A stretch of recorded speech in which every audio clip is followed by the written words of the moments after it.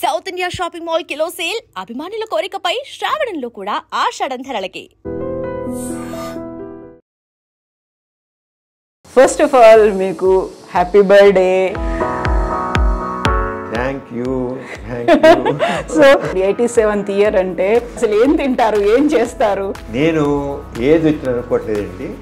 Young 16 to 18 hours పనిచేస్తాను. Pure vegetarian. నేను బద్ధకం అనేది లేదు. సెక్సాలజీ పట్ల అవగాహన అనేది లేదు అనుకున్నప్పుడు అపోహలు కూడా అట్లాగే ఉన్నాయి కదా. చాలా మంది మగవాళ్ళు ఎప్పుడైతే వాళ్ళు దాంపత్య జీవితం పాల్గొంటారో చక్కగా ఉంటుంది. బోల్డ్ అని యూట్యూబ్ ఛానల్స్ ఉన్నాయి, అవన్నీ అథెంటిక్ అంటారా? ఎదుటివాడు చెప్పాడని బ్లైండ్ గా వినొద్దు. అంటే సెక్స్ ఒక బూతు, నీచమైంది, నువ్వు దాని మీద మాట్లాడు.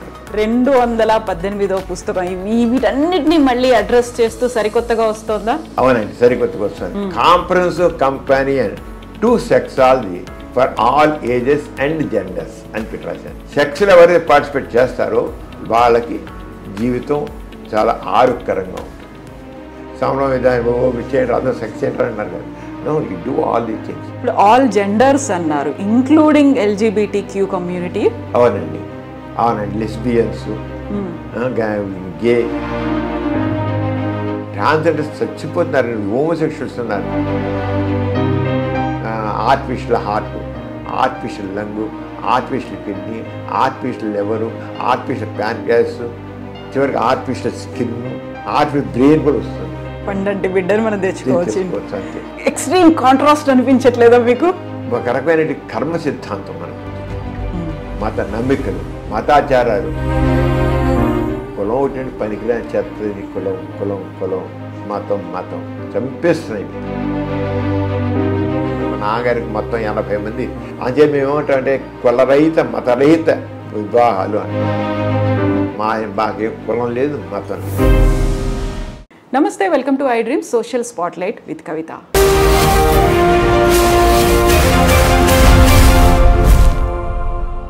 ఈరోజు మనతో పాటుగా అస్సలు పరిచయమే అవసరం లేనటువంటి వ్యక్తి మనకు గెస్ట్గా ఉన్నారు.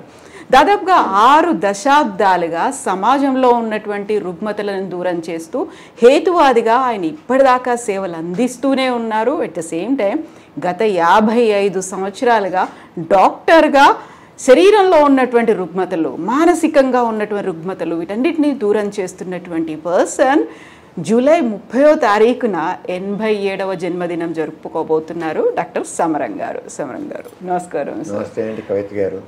ఫస్ట్ ఆఫ్ ఆల్ మీకు happy birthday. Thank you. So సమరం గారికి 86 ఇయర్స్ అయిపోయి 87th ఇయర్లోకి ప్రవేశిస్తున్నారు. సరే, డాక్టర్గా 55 ఏళ్ళు, ఆ తర్వాత హేతువాదిగా 60 ఏళ్ళు, ఇవన్నీ అనుకున్నప్పటికీ first we wanted to know 86 years, ఇప్పుడు 87th ఇయర్ అంటే what is your daily schedule? అసలు ఏం తింటారు, ఏం చేస్తారు? నేను ఏజ్ వచ్చిన అనుకోవట్లేదండి. Young man. నేను మాత్రం ఇంత కూడా నాలో ఏజ్ వచ్చేసింది, ఏజ్డ్ పర్సన్, సీనియర్ సిటిజన్ అని అసలు ఫీలింగే రాదు నాకు. నిరంతరం ఏదో సాధించాలి నా తపన మాత్రం నాకు ఉంటుంది. అలాగే చేస్తుంటాను. ఇప్పటికి నేను రోజుకి దాదాపు 16 to 18 hours పనిచేస్తాను. హాస్పిటల్ చేస్తాను, సోషల్ యాక్టివ్ చేస్తాను, అటు IMAలో చాలా యాక్టివ్గా ఉంటాను. రెడ్ క్రాస్కి చైర్మన్గా ఉన్నాను, NTRDC చైర్మన్గా ఉన్నాను. సోషల్ యాక్టివిటీస్, చాలా రకరకాల సోషల్ యాక్టివిటీలు, బుక్స్ తెగ రాసి 217 బుక్స్ పబ్లిష్ అయ్యాయి. స్వాతిలో రాస్తుంటాను. కానీ ఎవరిని కాదండి, ఎవరిని అడిగినా సరే ఎక్కడ రమ్మంటే వెళ్తాను, మాట్లాడతాను. ఏ చేయను, ఎవరు నో అనలే చదివిన కుదరపోతే తప్ప ఎవరు ఏ అడిగినా నో అన్ను నేను. అలాగా ఏం తింటారంటే ఏం లేదు, మామూలుగా నేను ప్యూర్ వెజిటేరియన్. నేను రైట్ ఫ్రమ్ ది బిగినింగ్ మా ఫ్యామిలీ అంతా అలాగే ఉంటాం. మేము ప్యూర్ వెజిటేరియన్. అదే కేవలం మామూలుగా పప్పు తింటాను, ఆకుకూరలు తింటాం, కాయగూరలు తింటాం, ఏమైనా పచ్చడి, మామూలు పెరుగు, అంతే. అందుకని కానీ తినే చాలా తక్కువ. నేను మనకి మితంగా భోజనం చేయాలని చెప్తారు కదా, మితంగా భోజనం చేయాలి అని. ఆ మితంగానే భోజనం చేస్తాను, పెద్ద ఎక్కువ తినేది ఏం లేదు. అయితే what is secret our health అంటే మాత్రం ఏవైతే ఆరోగ్యానికి పనికిరావో వాడికి దూరంగా ఉంటారు. ఇప్పుడు స్మోకింగు, డ్రింకింగు ఇలాంటివన్నీ ఆరోగ్యం పనికిరావు కదా, పడతావు అనమాట. అలాగే నిద్ర కావాలి. ఆల్మోస్ట్ అందరు చెప్తాను 8 hours నిద్రపోవాలని, కానీ నేను మాత్రం 5 to 6 hours కంటే కుదరదు, నాకు దొరకదు అసలు. చాలా సందర్భాలు 4 hours నిద్రపోతాను. అయినా సరే పర్వాలేదు, ఎందుకంటే హాస్పిటల్ వర్క్ ఉండబట్టి తప్పదు నాకు దాన్ని. అది కాకుండా ఇవాళ చేయాల్సిన ఇవాళ ముగిస్తారు, రేపు పోస్ట్పోన్మెంట్ చేయాలి. అది మాత్రం ఆ పని అయిపోతే రాత్రి 1 గంట 2 అయినా సరే ఆ పని పూర్తి చేస్తారు. పోస్ట్పోన్మెంట్ అనేది లేదు, బద్ధకం అనేది లేదు. నాకు సోమవారపోతును చూస్తే మాకు మండుతుంది. సోమవారం అనేది నా దృష్టిలో పెద్ద క్యాన్సర్ లాంటి జబ్బు నా దృష్టిలో. సోమవారం కాదు, నో పోస్ట్పోన్మెంట్. ఇవాళ రేపటి రోజు మనది కాదు, ఇవాళే ఫినిష్ చేయాలి. రేపటి పని కూడా వాళ్ళు చేయగలిగితే వాళ్ళు చేయాలి చేస్తాను అనమాట. ఆ రంగా ఉంటాను. బహుశా నాకేంటి, నేను చాలా ఆశాజీవిని. చాలా ఏదో సరే ఐ కెన్ అనుకుంటా, ఐ కాంట్ అని అనుకోను. ఐ కాంట్ అని లేదు. ఒకళ్ళు కాంట్ అంటే మా కవిత గారు లాంటి వాళ్ళని హెల్ప్ అడుగుతాను, చేద్దాం పని చేద్దాం, నలుగురు కలుపుకెళ్ళి చేద్దామని.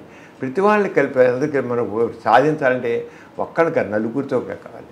అంటే ప్రతి వాళ్ళ యొక్క సహకారం తీసుకుంటాను. ప్రతి పనికి ఏదైనా సరే అందరినీ ఇన్వాల్వ్ చేస్తాను. ఇన్వాల్వ్ చేసేయడం వల్ల పనులు అవుతాయి. చాలా రకరకాల పనులు చేస్తాను. అందరితో అందరినీ కలుపుకెళ్ళడం, అందరితో కలిసి చేయడం అనేటికల్లా అదే పెద్ద స్ట్రెంగ్త్. దానివల్ల అనేక పనులు చేయగలుగుతున్నాను. రెండోది రిటైర్మెంట్ రిటైర్మెంట్ తీసుకోవాలి, రెస్ట్ పోయి ఇంత వయసు వచ్చిన చాలా సవరం ఏంటి రెస్ట్ తీసుకోకుండా ఏంటి పనులన్నీ అంటుంటాను. ఇంత వయసు వచ్చింది ఇంకా ఏంటి సర్జరీలు చేయడం ఏంటి, ఈ హాస్పిటల్కి ఏంటి, ఇవన్నీ ఏంటి, శుభ్రం కూర్చోక ఇంటికి అంటారు. అసలు చేయకుండా ఉండలేను. నాకు అలా అంటే వర్కాలిక్స్ అంటారు సరంగా. నాకు ఖాళీగా ఉండడం అంటే ఎప్పుడైనా ఒక గంట ఖాళీగా ఉండాలంటే నాకు రెస్ట్లెస్ అయిపోతాను. రెస్ట్లెస్ అవుతాను. ఖాళీ అనేది ఉండదు. ఖాళీ అని పెట్టుకొని ఆ టైంకి ఏదో ఒక పని చేస్తాను. కానీ ఖాళీగా ఉండవలసి వస్తే మాత్రం నేను చాలా రెస్ట్లెస్ అయిపోతాను, ఉండలేను. I do something. నా బ్రెయిన్ అలా పనిచేస్తూనే ఉంటుంది. అందువల్లే నా ఆరోగ్యం బాగుంది అనుకుంటున్నాను. బాగానే ఉంది. ఇంత చేసినా సరే నాకు కాస్త బీపీ వచ్చింది, షుగర్ వచ్చింది, ఉన్నాయి కాస్త, కానీ పూర్తి కంట్రోల్ ఉన్నాయి. కంప్లీట్గా కంట్రోల్ పెట్టుకున్నాను. కంప్లీట్ వచ్చే కనబడ ఏజ్ ఏంటంటే ఏజ్కి రిలేటెడ్ అంటాం. ఏజ్ వచ్చిన కనుక ఆటోమేటిక్గా వస్తాయి. దానికి తగ్గట్టుగా నేను రోజు ఉదయం పూట మాత్రం నాకు వాకింగ్ చేసి మనదాకా వాకింగ్ చేసి వచ్చాను. వాకింగ్ చేస్తుంటే కాస్త నీ జాయింట్ పెయిన్స్ వల్లే కాస్త నీ జాయింట్ పెయిన్స్ వస్తే దాంట్లో మనకు కొద్దిగా కష్టం. నడుస్తుంటే నొప్పులు పుడతాయి, కాళ్ళ నొప్పులు పుడతాయి, మెట్లు ఎక్కుతుంటే నొప్పిగా ఉన్నాయి. సో దాంతో కొద్దిగా యోగా చేద్దామని యోగా పెట్టుకుని మళ్ళీ యోగా కూడా చక్కగా ఉపయోగపడుతుంది. చాలా బాగుంది yoga. Knee pain joint pains కూడా యోగా చేయడంతో యోగా అంటే స్ట్రెచ్ ఎక్సర్సైజ్ అంతే. యోగా అంటే ధ్యానం ఏదో ఆత్మ పరమాత్మ అని కాదు. నేను ఐ డోంట్ బిలీవ్ ఇన్ ఆత్మ అని పరమాత్మ అంతే. కానీ ఆ స్ట్రెచ్ ఎక్సర్సైజ్ మన స్కూల్లో చదువుతున్నప్పుడు డ్రిల్ నేర్పేవాళ్ళు. ఆ డ్రిల్లు నిజంగా బెస్ట్ అండ్ మంచి. ఇప్పుడు ఉన్న ఎడ్యుకేషన్లో అసలు ఎక్సర్సైజ్ లేకుండా నిజంగా ఎడ్యుకేషన్ అక్కడ ఈ ఎసెన్షియల్స్ చూసి చైతన్య, నారాయణ ఇలాంటివన్నీ చూసి మన పిల్లలకి ఎవ్వరికీ లేదు. చైల్డ్హుడ్ ఒబేసిటీ ఎంత ఎక్కువైపోయిందండి ఇప్పుడు. అసలు మా హాస్పిటల్కి వచ్చే పిల్లల్ని తీసుకుంటే 80 నుంచి 90% అందరూ డౌటే. అరే ఒక్కడికి ఎక్సర్సైజ్ లేదు, ఏమీ లేదు, ఎప్పుడు చదువు లేచిన దగ్గర నుంచి వాళ్ళకి ఉద్యోగం. ఇప్పుడు నేను ప్రాక్టీస్ పెట్టిన రోజుల్లో అసలు 50 ఏళ్ల క్రితం షుగర్ అన్నా బీపీ అన్నా ఒక 60 ఏళ్ళు దాటిన వాళ్ళ తర్వాత షుగర్ బీపీలు అనుకున్నాను. ఇప్పుడు 20 ఏళ్ళ వాళ్ళకి షుగర్ బీపీలు ఉంటున్నాయండి. కాంటే నో ఫిజికల్ ఎక్సర్సైజ్, స్ట్రెస్ ఒకటి, టూ మచ్ స్ట్రెస్. చిన్న పిల్లలు కూడా స్ట్రెస్ అనే, అసలు ఎల్కేజీ వరకు స్ట్రెస్ అనే, 1వ తరగతి కూడా స్ట్రెస్ అనే. ఆ పాఠాలు రాసుకోవాలి, చేయాలి, హోంవర్క్, అసలు ప్రతి మొదలు చదువు మళ్ళీ స్ట్రెస్తో మళ్ళీ అయిపోతుంది. వాటి ఈ ఎడ్యుకేషన్ సిస్టమ్ మారి తీరాలండి. చాలా భయంకరమైన ఎడ్యుకేషన్ సిస్టమ్ ఇది మాత్రం పనికిరా. ఎందుకు ఊరే మార్కులు ర్యాంకులు తప్ప మనిషిని వాడి వ్యక్తిత్వ వికాసం మాత్రం ఏమి ఉండట్లేదు. అంటే నా ఆరోగ్యం బాగుందంటే కారణం అంటే ఆ స్ట్రెస్కి దూరంగా ఉంటాను. ప్రశాంతంగా ఉంటుంది. ఎంత పని చేసేసరి మనసు ప్రశాంతం వస్తుంది. ఒకేసారి 4 పనులు చేయాలంటే ఏకకాలంలో చేయాలంటే అది ఫినిష్ చేయాలి, ఇలా టైం బౌండ్. ఆ ఫినిష్ చేయాలంటే ఆ స్ట్రెస్ టెంపరీ వస్తుంది, రాకుండా ఎవడు ఉండడు. స్ట్రెస్ లేని మనం పని చేయలేం. మనం స్ట్రెస్ ఉంటేనే ఈ టైం ఇవ్వాలంటేనే అవ్వాలంటేనే మా స్ట్రెస్ ఫీల్ అయితే పని చేస్తాం, లేకపోతే బద్దకాయ పోస్ట్ పోన్ చేస్తాం, అవ్వదు. ఇలా ఉంటుంది. పని చేయడం స్ట్రెస్ ఉండాల్సిందే, కానీ ఆ స్ట్రెస్ని కంటిన్యూ చేయకూడదు, కట్ చేయగలిగే సామర్థ్యం ఉండాలి. అవన్నీ ఆ స్కిల్స్ని డెవలప్ చేసుకున్నాను. నేను స్ట్రెస్ ప్రశాంతం చూడండి, ఉదయం పని చేస్తాను, ఇది ప్రశాంతంగా మాట్లాడుతున్నాను. అవును కదా, స్ట్రెస్ ఎక్కువైపోయింది అనేది, ఒత్తిడిని తట్టుకోలేకపోతున్నాం, ఒక డిప్రెషన్లోకి వెళ్ళిపోతున్నారు, ఆల్మోస్ట్ ఒక సూసైడల్ టెండెన్సీస్ అనేవి కూడా కనిపిస్తున్నాయి కదా. సో ఏం చెప్తారు వాళ్ళకి? వాళ్ళకంతా కలిసి స్ట్రెస్ అని ఎడ్యుకేషన్ సిస్టంలో మాత్రం ఫ్రీగా ఉండాలి. ఒకటి ఒత్తిడి కూడా హౌ టు ఓవర్కమ్ స్ట్రెస్ అని తెలియాలండి ప్రతి వాళ్ళకి, చాలా అవసరం. ఇప్పుడు సాఫ్ట్వేర్ ఇంజనీర్స్ ఉన్నారు, సాఫ్ట్వేర్ ఇంజనీర్స్కి ఎంత స్ట్రెస్ అండి వాళ్ళకి, చెప్పని స్ట్రెస్. వాళ్ళ పెళ్లి చేసుకుంటారు, కానీ వాళ్ళు ఎవరు నా దృష్టిలో ఎవరు కొద్ది మంది ఒక 10%, 20% లైఫ్ ఎంజాయ్ చేస్తారు. తక్కిన 80% వాళ్ళ జీవితాన్ని కోల్పోతున్నారు మన ఖచ్చితంగా. అందుకని మీరు డైవర్స్ తీసుకున్నట్లయితే దాదాపు 80% సాఫ్ట్వేర్ ఇంజనీర్స్ వాళ్ళే ఉంటారు. వాళ్ళు అడ్జస్ట్ కాలేరు కూడాను. పైగా ఈగో కాంప్లెక్స్ కావాల్సింది, ఈగో కాంప్లెక్సెస్. ఒకళ్ళు ఈగోని మాత్రం ఇప్పుడు ఎంత ఉందంటే మనుషుల్లో, ఇంత అంత కాదు, నేను ఎందుకు మాట్లాడాలి, నేను ఎందుకు ఇవ్వాలి అంత. ప్రతి వాళ్ళు నేను నేను నేను తప్ప మనం అనేది బుయ్యం లేదు, అయ్యే ఉంది. అంటే ఇప్పుడు ఈ స్ట్రెస్ని ముఖ్యంగా ఓవర్కమ్ నేర్చుకోవాలి, రిలాక్సేషన్ ఎలా ఉండేది తెలుసుకోవాలి. ఇప్పుడు యోగా డే జరిగింది. 1 month మన ఆంధ్రప్రదేశ్లో అయితే 1 month కంటిన్యూస్గా యోగా చేస్తారు. మా సీఎం గారు చెప్పిన కంటిన్యూస్ 1 month చాలా బెస్ట్ అంటాను నేను. అది కంటిన్యూ చేయాలి. అంటే ప్రతి వాళ్ళ జీవితం అప్పుడు ఆ 1 month వాళ్ళు చేసిన వాళ్ళు అది కంటిన్యూ చేస్తేనే బెస్ట్. ఎందుకంటే తప్పకుండా రిలీఫ్ వస్తుంది.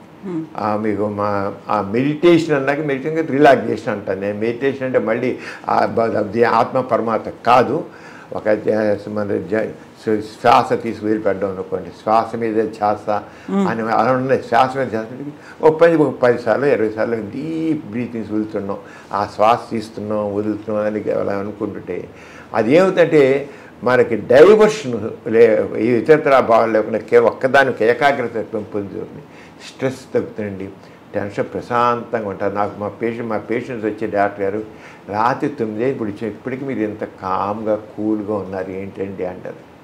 నిజంగా కూల్గా వాళ్ళు ఎప్పుడు వచ్చినా సరే విసుక్కోను కామ్గా కూల్గా అంటే నేను ఆ చేసేటువంటి ఆ రిలాక్సేషన్ థెరపీ నాకు కూల్గా ఉంటుంది. పని స్ట్రెస్ లేకుండా ఉండదు, కానీ స్ట్రెస్ని ఓవర్కమ్ చేస్తాం. అంచేత ప్రతి ఒక్కరు హౌ టు ఓవర్కమ్. అంచేత యోగా అనేది అంటే యోగా అంటే ఇప్పుడు యోగా అనేటికల్లా ఆత్మ పరమాత్మ ధ్యానం ఇవన్నీ అవన్నీ పక్కన పెట్టేసేయండి. స్ట్రెచ్ ఎక్సర్సైజ్, కాన్సన్ట్రేషను, శ్వాస మీద ధ్యాస పెట్టేసే ఆ డైవర్షను అవన్నీ వస్తాయి. అంటే ఈ లైఫ్ స్కిల్స్ కావాలండి మనకి. లైఫ్ స్కిల్స్ ఇప్పుడు జరుగుతుందంటే మనకు తక్కినన్నీ చదువుతున్నాము, మన గురించి మనం చదవట్లేదు. అది పెద్ద ల్యాకింగ్ ఎడ్యుకేషన్లో మన గురించి. ఇప్పుడు అదే మీకు సెక్షువల్ ప్రాబ్లమ్స్ ఉంటున్నాయి. ఎందుకంటే సెక్షువల్ మనం బాట్ని చదువుతాం, జుబాలు చదువుతాం, ర్యాబిట్స్ గురించి, ఎర్త్వామ్స్ గురించి, వాటి గురించి, కాక్రోచ్ల గురించి చదువుతాం, కానీ వాటిని జంతువులన్నిటి గురించి చదువుతాం, కానీ మన గురించి మనం చదువుకో మనకి జీరో. ఎంత పిల్లలు ఎలా పుడతారో కూడా తెలియనంటి మనుషులు ఇప్పటికీ ఎలాల్సిన బాయ్స్ అండ్ గర్ల్స్ ఉన్నారు. ఎలా పిల్లలు పుడతారు అని తెలియదు. అసలు అంత ఇదిగా ఇగ్నోర్ చేసి ఏంటి పని. అంచేత మన గురించి మనకి తెలుసుకోవాలి. వాళ్ళు మామూలుగా ఫిలాసఫీ స్పిరిచువాలిటీలో నీ గురించి నువ్వు తెలుసుకో అంటారు. ఆ తెలుసుకోవడం కాదు మనకి, అది అనవసరం. ఆ స్పిరిచువాలిటీ నీ గురించి తెలుసుకునేది వేస్ట్. మనిషిని అనవసరం పనికి రాకుండా చేసి ఏదో ఆత్మజ్ఞానం మోక్షాలు ఇవన్నీ పనికిరావు. కానీ నువ్వు ఎలాగ మంచి మనిషిగా నువ్వు ఉండగలుగుతావు, నువ్వు హ్యాపీగా ఎలా ఉండగలుగుతావు, నువ్వు సుఖంగా ఎలా ఉండగలుగుతావు, సంతోషంగా సుఖంగా నువ్వు ఉండాలంటే ఎదుటి వాళ్ళతో చక్కగా కలిసి నీలో ఈగో లేకుండా ఉండాలి, అందరూ కలిసి పనిచేయాలి, విషయజ్ఞానం చేసుకోవాలి. అంచేత అలాగే వాళ్ళ ఏ రకంగా హెల్త్ని అంటే ఆరోగ్యం ఎలా చూసుకోవాలి, ఆర్థిక పరిస్థితి ఎలా చేయాలి, వర్క్ సంబంధించింది ఎలా చేసుకోవాలి, ఇవన్నీ తెలుసుకుంటే మన జీవితంలో సక్సెస్ అవుతాం. అందుకంటే నేను అందరికీ తెలుసు విషయాలు, కానీ విచిత్రం ఏంటంటే అందరికీ అన్నీ తెలుసు కానీ పాటించరు. అన్నీ తెలుసు, తెలియని ఎవరికి అన్నీ తెలుసు కానీ పాటించరు. అది పాఠం జీవితాన్ని. ఆ డిసిప్లిన్ కాదు. మనం పనికిరాని టీవీలో సీరియల్స్, పనికిరా అత్తాకోడలు గొడవలు, ఆ ఈషు ద్వేషాలు అసూయలు కుట్రలు చూడడానికి టైం పెడతాం. కానీ అరే మీ గురించి మీరు తెలుసుకోవడానికి టైం ఎందుకు పెట్టరు? నేను అదే ఒక ఎక్సర్సైజ్ ఎందుకు చేయరు? కొంచెం ఇంట్లో చేయండి, బయటకు ఇంట్లో కూర్చొని యోగా చేయండి. కాస్త ఎక్సర్సైజ్ ఇంట్లో గది చాలు, ఆ గదిలోనే చేతులు కాళ్ళు ఊపండి, కాస్త కాళ్ళు ఊపండి. ఇవన్నీ మొత్తం స్ట్రెచ్చింగ్ నొప్పులు లేకుండా పోతాయి. ప్రతి వాళ్ళు చూసుకుంటే నా మెడ నొప్పండి, నడుము నొప్పండి, కాళ్ళు నొప్పులండి, ఈ కండాలు నొప్పులండి, ఏంటి మీ ఆస్తులు వచ్చేవాళ్ళు అందరూ చూస్తారు. నాకు నిజంగా ఇస్తాను ప్రతి వాళ్ళకి నీకు ఈ వీళ్ళకి కేవలం 2 రోజులకి 3 రోజులు సార్ ఎక్సర్సైజ్ చేయని చెప్తాను నేను. ప్రతి వాళ్ళు చెప్తాను వేసుకోవద్దు, లేనిపోయిన సైడ్ ఎఫెక్ట్స్ వస్తాయి, అన్న కడుపులో మంట పుడుతూ ఇంకోటి అవుతుంది. ఎందుకు ముందు ఎక్సర్సైజ్ చేయి. వాళ్ళకి నచ్చుతుంది కొన్ని విషయం, అన్ని తినాలి, నోటి జీవచాపల్యం, అలా షుగర్ ఉంటుంది, షుగర్ కంట్రోల్ చేయండి, డైట్ కంట్రోల్ చేయాలి. మనకు కావాల్సిన దానికంటే మనం 4 రెట్లు ఎక్కువ తింటాం. అది గుర్తించాలి. ఇప్పుడు మనకు కావాల్సిన దానికి 4 రెట్లు ఎక్కువ తింటాం. దాన్ని సగమే కట్ చేయలేమా, ఒక 1/3 కట్ చేయలేమా తినే దాంట్లో. ఎందుకు ఉల్లిలో పెంచాలి? దేనికో దానివల్ల బీపీలు, షుగర్లు, కొలెస్ట్రాల్ రావడానికేను. ఇప్పుడు థైరాయిడ్ ప్రాబ్లం ఎంత అయిపోయింది, చాలా ఎక్కువ అయిపోయింది థైరాయిడ్ ప్రాబ్లం కూడా మన డైట్లో సరిగ్గా లేకపోవడం వల్ల. అంటే ఇవన్నీ చెప్పడానికి ఒక డాక్టర్గా నాకు చెప్పడానికి అర్హత ఉంది, చెబుతున్నాను. కానీ మనం అంటే నేను చెప్పాను మన గురించి మనం తెలుసుకోవడం, అది అయిపోయింది. Know about your self. ఆ పనికిరాని ఆ ప్రవచనాల్లోకి వెళ్ళి కూర్చుని ఆధ్యాత్మిక గురించి నీ గురించి నువ్వు తెలుసుకో అని అంటే కాదు. నీ గురించి తెలుసుకో అనేది నీ హెల్త్ గురించి తెలుసుకో, నీ ఇంటర్పర్సనల్ రిలేషన్స్ తెలుసుకో, నీ సోషల్ రెస్పాన్సిబిలిటీ తెలుసుకో. ప్రతి వారికి తన సోషల్ రెస్పాన్సిబిలిటీ ఉంది, ఆ సోషల్ రెస్పాన్సిబిలిటీ తెలుసుకో. ఏముంది, అంత హ్యాపీగా ఉంటుంది. ఇప్పుడు మీరు ఒక మాట అన్నారు, సెక్సాలజీ పట్ల అవగాహన అనేది లేదు అనుకున్నప్పుడు అపోహలు కూడా అట్లాగే ఉన్నాయి కదా. మీ ఇన్నేళ్ల సర్వీస్ చూసిన తర్వాత ఏది ఎక్కువ ఉంది, అవగాహన లేకపోవడమా, అపోహలా? దేన్ని ఎలా చూస్తారు? అపోహలు ఉన్నాయి, అర్థం పరచని నమ్మకాలు ఉన్నాయి. వీటన్నిటి మూల కారణం సరైన నాలెడ్జ్ లేకపోవడం. నాలెడ్జ్ ఈజ్ పవర్ అంటాం. ఈ నాలెడ్జ్ ఈజ్ పవర్. ఆ నాలెడ్జ్ లేకపోవడం వల్ల ఇంకోటి ఏంటంటే మనిషికి కాస్త క్రిటికల్ థింకింగ్ కావాలి. Scientific knowledge and scientific temper అంటాం. క్రిటికల్ థింకింగ్, కొద్ది విశ్లేషణాత్మకమైన పరిశీలన, ఆలోచన కావాలి. ఆ క్రిటికల్ మన ఎడ్యుకేషను ఆ క్రిటికల్ థింకింగ్ని పెంచడం లేదు. ఆ క్రిటికల్ చిన్నప్పటి నుంచి ఎందుకు, ఏమిటి, ఎలా అంటే అది. ఇప్పుడు చాలామంది మగవాళ్ళు హస్తమయం చేస్తే వీక్ అయిపోతాం, దాంపత్య జీవితం పనికిరాం అనుకుంటారు. అరే హస్తమయం చేస్తే పనికిరాం అనుకున్నారు, ఓకే. మరి పెళ్ళైన వాళ్ళు హస్తమయంగా అయిపోయి దీనికి తేడా ఏముంది? హస్తమయం చేతితో ఫ్రిక్షను, అక్కడేమో విజయనాల ఫ్రిక్షను, ఎక్కడ ఒకటే. ఇంకేంటి, ఎందుకు నష్టం కలిగింది? మరి పెళ్ళైన వాళ్ళ శుభ్రంగా హాయిగా అన్ని సంవత్సరాలు అన్ని దశాబ్దాల పాటు ఆరోగ్యంగా ఉంటున్నారు కదా, పెళ్ళి ఇంకా ఆరోగ్యంగా ఉంటున్నారు కదా. పెళ్ళి కాకముందు మీరు చూడండి, పెళ్ళి కాకముందు కంటే పెళ్ళైన వాళ్ళు చాలా ఆరోగ్యంగా ఉంటారు. ఎందుకంటే ఎప్పుడైతే వాళ్ళు దాంపత్య జీవితంలో పాల్గొంటారో ఆ మనసు పాల్గొంటే వాళ్ళకి ఫీల్ గుడ్ హార్మోన్స్ అంటాం. డాపమైన్ రిలీజ్ అవుతుంది, సెరోటోనిన్ రిలీజ్ అవుతుంది, దానివల్ల టెన్షన్స్ అవుతాయి, ఆక్సిజన్స్ ఉంది మనుషులు ఒక రకమైన దగ్గర వాళ్ళకి పురుగుండి, ఎండార్ఫిన్స్ వస్తాయి, మనిషి ఇమ్యూనిటీ పెరుగుతుంది, చక్కగా ఉంటుంది ఇమ్యూనిటీ పెరిగి. అంతే మనిషి ఆరోగ్యంగా జరుగుతుంది. దాంతో ఇంట్లో ఒక టైం భోజనం చేయడం ఉంటాయి, చిన్న వాళ్ళు టైం భోజనం చేయడానికి సరిగ్గా ఉండరు, చదువుకున్న రోజుల్లో స్ట్రెస్ ఉంది. అంచేత ఈ సెక్సాలజీ దాంట్లో ఎందుకు, ఏమిటి, ఇప్పుడు చాలా ఏమనుకుంటారంటే ఒక వీరి బొట్టు 60 రక్త బొట్టులతో సమానము అని ఒకటంటే, ఇంకోటి ఒక వీరి బొట్టు 100 రక్త బొట్టులతో సమానం అంటాడు. అరే రిచ్చాడు వీర్యం సెమెన్, దానికి ఏమి విలువ లేదు. ఎప్పుడూ ఇప్పుడు ఆ ప్రాచీన గ్రంథాల్లో రాసి ఉండొచ్చు, ప్రాచీన గ్రంథాల్లో అప్పుడు ఉన్న అవగాహన పెట్టి రాసే వాళ్ళని అనొద్దు మనం. వాళ్ళు ఆ రోజుల్లో రాశారు, కానీ సైన్స్ ఇది అడ్వాన్స్ అయిపోయి కూడా ఇప్పటికే పట్టుకుని వేలాడడం అంటే మన మూర్ఖత్వాన్ని కాకపోతే ఇంకేం తెలియజేస్తుందండి? సైంటిఫిక్ థింకింగ్ నిజమేనా? 100 రక్తబొట్లతో సమానం, లేదు 100 రక్తబొట్లు కలిసి ఒక వీరి బొట్టు తయారవుతుంటే ఇంకా పైగా ఏం చెప్తారు వాళ్ళు? మన తిన్న ఆహారం అతి సారవంతమైన ఆహారం వీర్యం కింద మారుతుందంట. అది సైంటిఫిక్ మన వీర్యం ఎలా తయారవుతుంది ఇప్పుడు అనుకోండి. వీర్యం ఎక్కడ టెస్టికల్స్ నుంచి స్పెరోడోజోవా తయారవుతుంది. ఇక శుక్రకోశాలను ప్రోస్టేట్ నుంచి ద్రవం తయారవుతుంది. ఆ ద్రవం కూడా పర్పస్ ఏంటి? శుక్రకోశాల ద్రవము వీరికణాలు వచ్చే స్టోర్ అయితే అది సర్వే అవ్వడానికి కాస్త ఫుడ్ లాగా అప్లై చేస్తుంది. ప్రోస్టేట్ ద్రవం బయట నెట్టడానికి ఆర్గనైజ్ నెట్టి విజయనాలో కాస్త 2-3 రోజులు స్టోర్ విజయనాలో కానీ యూట్రస్లో కానీ ఉండడం కోసం అది ఉపయోగపడుతుంది. ఆల్కలైన్ నేచర్లో ఉండి చేస్తుంది అన్నమాట. అలాగే ఉంటే అంతే, దానికి ఏం లేదు. ఏమిటి అసలు వీరం అంటే ఏమిటి? వీరి కణాలంటే ఏమిటి? అసలు వీరి ద్రవంలో ఏముంటుందని అసలు అనలైజ్ చేస్తాడా? ఎవడో చెప్పాడని చెప్పేసి ఇంకా నమ్మాడేనా ఒక వీరం? అందుకే కవిత గారు నేను చెప్పేది ఏంటంటే, ఒక విషయాన్ని బ్లైండ్గా బిలీవ్ చేయవద్దు. ఒక విషయాన్ని నీ అంతా నువ్వు విశ్లేషణ చేసుకో, క్రిటికల్ థింకింగ్ అని చెప్పిన అదే అది కావాలి మనకి. అది లేదు ఎడ్యుకేషన్లో. నువ్వు బ్లైండ్గా నమ్మొద్దు. సైన్స్లో ఏది మనం చదువుతాం, ఫిజిక్స్ అంటే మన సైన్స్ ప్రతిసారి ల్యాబొరేటరీలో టెస్ట్ చేస్తాం లేదా? ఒకటి చెప్పిన ఊరుకుంటున్నాం, మనం టెస్ట్ చేస్తున్నాం. మనం ఒక రకంగా ప్రతి ఒక్క వ్యక్తి కూడా జీవితంలో సైంటిస్ట్ లాగా మారాలి. మారినప్పుడు వాడు ప్రతి అలా సోషల్ ఇష్యూస్ కావచ్చు, ఏ విషయం సరే ఎనలిటికల్గా క్రిటికల్గా థింకింగ్తో వాడు ఉంటే వాడు చక్కగా ఉంటాడు.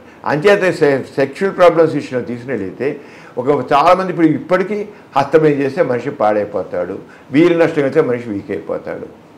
నథింగ్. విలువైందే కాదు అసలు. అతిసారం పదార్థం వీర్యంగా మారదు. ఎందుకైనా భయం అలాగా? ఎందుకైతే కనీసం ఆలోచిస్తున్నాడా? ఏ రంగం విలువైంది, ఏ రంగం అసలు తిన్న ఆహారం వీర్యంగా మారుతుందని వాడు అనలైజ్ చేస్తున్నాడు. వాళ్ళ శరీరం గురించి వాడు తెలుసుకుంటున్నాడు. అసలు బోల్డ్ అన్ని యూట్యూబ్ ఛానల్స్ ఉన్నాయి, చాలా వాటిలలో వీడియోస్ చిన్న చిన్న క్లిప్పులు షార్ట్స్ రూపంలో వస్తున్నాయి కదా, అవన్నీ అథెంటిక్ అంటారా? వాటన్నింటినీ చూసేటువంటి ప్రజలు చాలా మంది ఉన్నారు కదా. ప్రతి వాడికి హక్కు ఉంది కనుక పెడుతున్నారండి. అన్నీ అథెంటిక్ కాదు. యూట్యూబ్లో వచ్చేవన్నీ అథెంటిక్ అనుకుంటే ఇంకా అర్థం లేదు. ప్రతి వాళ్ళు ఇష్టం పెడతారు. చాలా లేని పేరు కల్పితాలు పెట్టుకుంటున్నారు.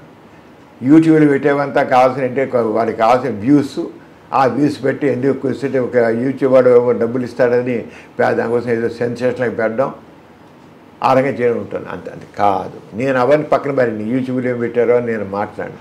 నేను కోరేది ఏంటంటే మనిషిని తన మట్టుకు తాను ఆరాధించాలి. నువ్వు ఒట్టి వేదం అంటే వాడు ఊరుకుంటాడా? నువ్వు సన్నాసి అంటే వాడు ఊరుకుంటాడు ఒకడు? ఆయన నేను సన్నాసినండి అని ఆలోచిస్తాడు. నీకు బుర్ర లేదులంటే వాడు ఊరుకుంటాడా? ఊరుకోడు. నేను బుర్రలేకపోవడం ఏంటని ఒక నిమిషం వాడు బుర్రలేదన్నా సరే ఊరుకుంటాడు. బుర్రలే ఊరుకో అని కాదు, వాడు అనలైజ్ చేసుకుంటాడు. కానీ నేను బుర్రలేకపోవడం, నా బుర్రలేకపోవడం ఏంటంటాడు. వ్యధం అంటే వ్యధం ఆ రంగానే. ఈ రంగానికి వీర్యంతో విలువైంది కోల్పోతున్నా అంటే వీర్యం అంటే ఎక్కడే ఎలా అయింది అని ఆ అనలిటికల్ ఎప్పుడు చేయదు అని చెప్పేది. అనలిటికల్ ఎప్పుడు కావాలి. అది మన ఎడ్యుకేషనల్ ల్యాకింగ్. ఆ క్రిటికల్ థింకింగ్ అనేది లేదు. సైంటిఫిక్ నాలెడ్జ్, సైంటిఫిక్ టెంపర్ అనేది నేను చెప్తాను. శాస్త్రీయ విజ్ఞానం, శాస్త్రీయ దృక్పథం, అది దేంట్లో సరే ఏ యాంగిల్ సరే. సైన్స్ గురించి నేను మాట్లాడట్లా. సైన్స్ అవసరం లేదు.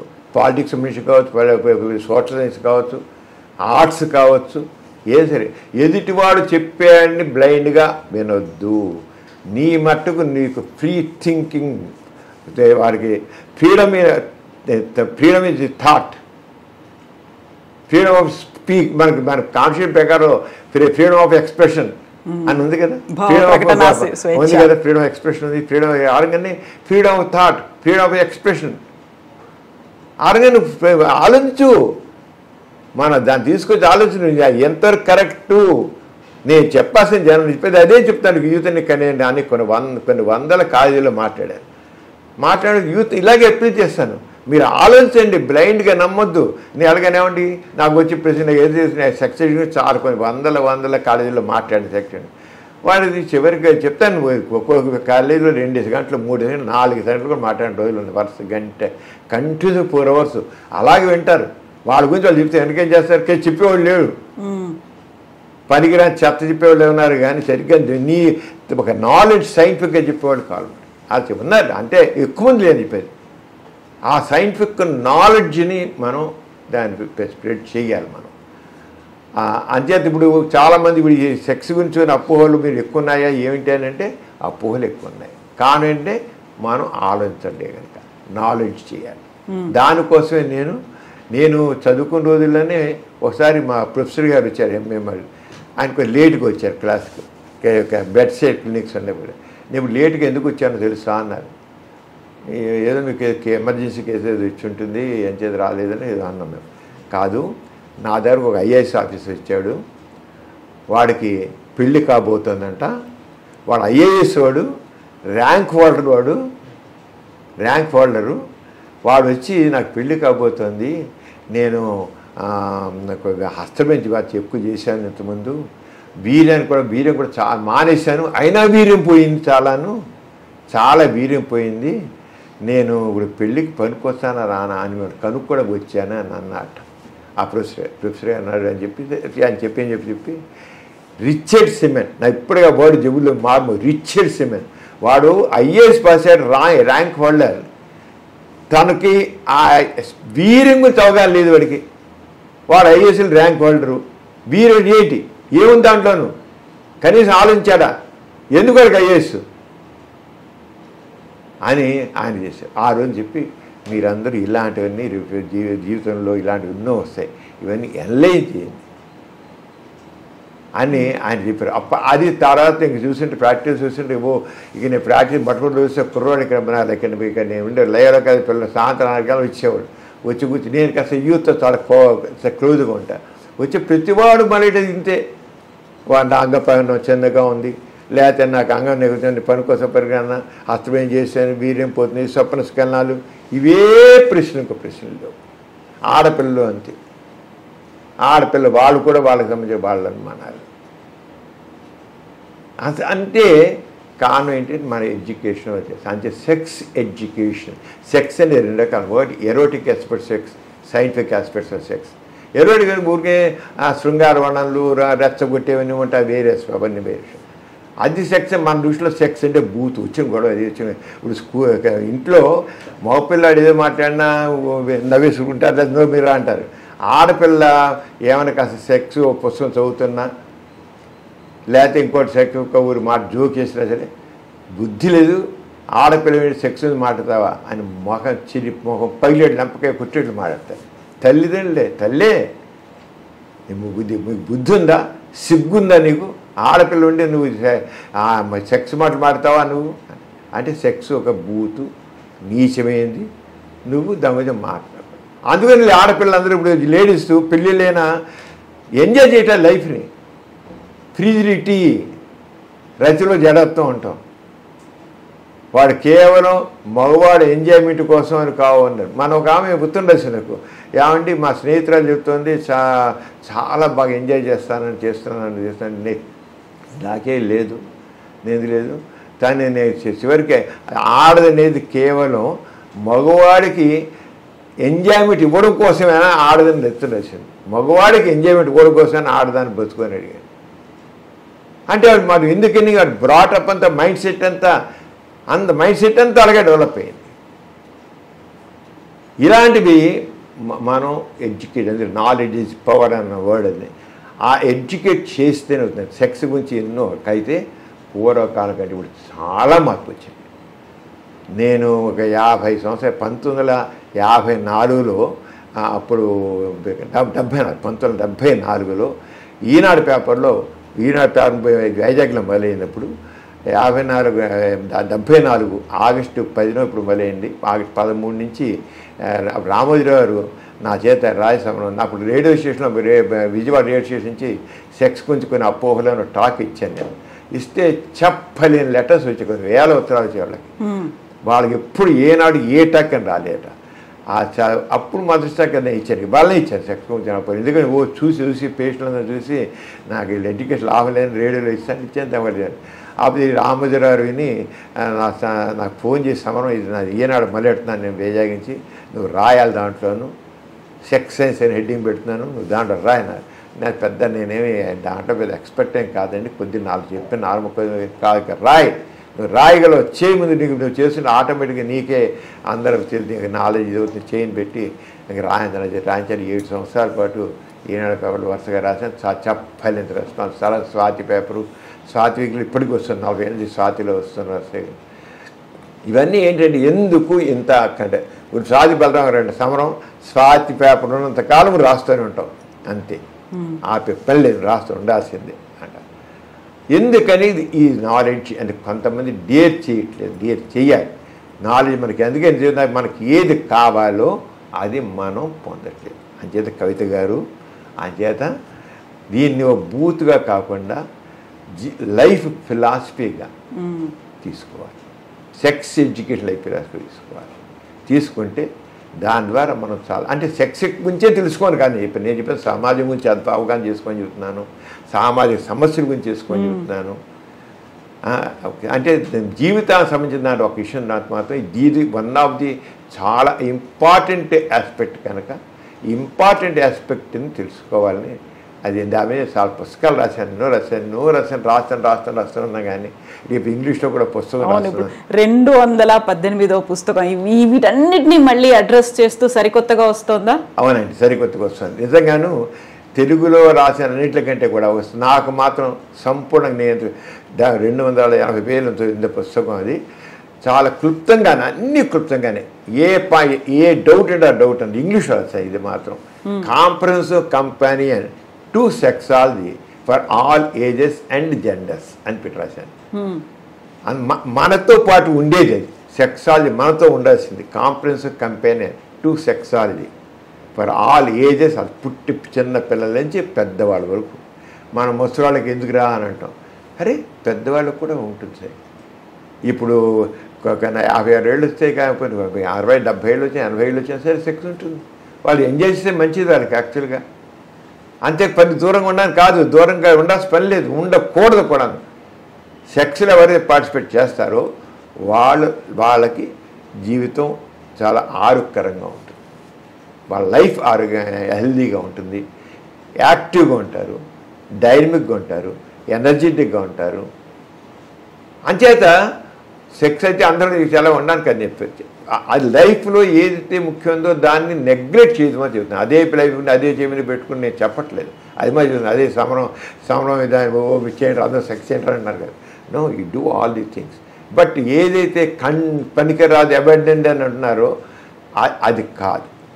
దాన్ని మాత్రం దాని యొక్క ఇంపార్టెన్స్ కూడా, మరి ఆకలిస్తే అన్నం తినట్లేదా, దాహం వేస్తే నీరు తాగట్లేదా, అలాగే సెక్షువల్ దానికి కూడా అలాగే నీరు. ఇప్పుడు ఆల్ జెండర్స్ అన్నారు, ఇంక్లూడింగ్ LGBTQ కమ్యూనిటీ. అవునండి, lesbians, gay and homosexuals, LGBTs, bisexuals,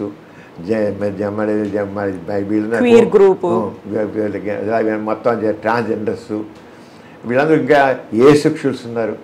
కొందరు ఉన్నారు వాళ్ళకి సెక్సే ఉండదు, వాళ్ళకి కానీ ప్రాబ్లమ్స్ తెలియకుండా వాళ్ళకి సెక్స్ లేదు, వాళ్ళు సరిగ్గా పిల్లవాళ్ళకి నో ఫీలింగ్స్ ఎట్ ఆల్. వాళ్ళు చాలా క్లోజ్గా ఉంటారు, పెళ్ళిళ్ళు కూడా చేసుకుంటారు. మగవాడు చెడుగా దగ్గర ఆడవాళ్ళే ఉన్నారు, మగవాళ్ళు ఉన్నారు. టచ్ చేయకంటారు, అది మాత్రం ముట్టుకో. చాలా ఫ్రెండ్లీగా ఉంటారు, నన్ను మాత్రం టచ్ చేయి. ఏసెక్షువల్స్ అంటాం.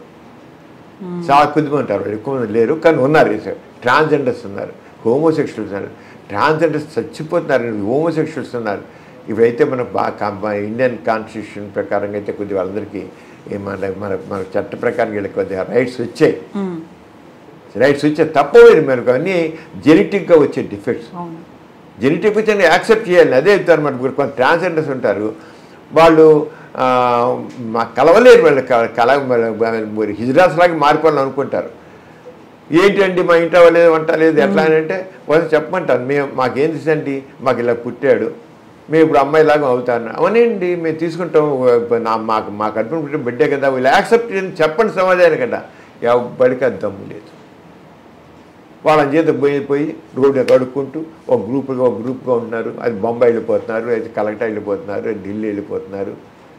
నేను ఎంతమంది చూసి ఇంజనీర్లు ఉన్నారు, బీటెక్ చేసిన వాళ్ళు ఉన్నారు, ట్రాన్స్జెండర్స్ ఇజ్రాయిల్ ఉన్నారు.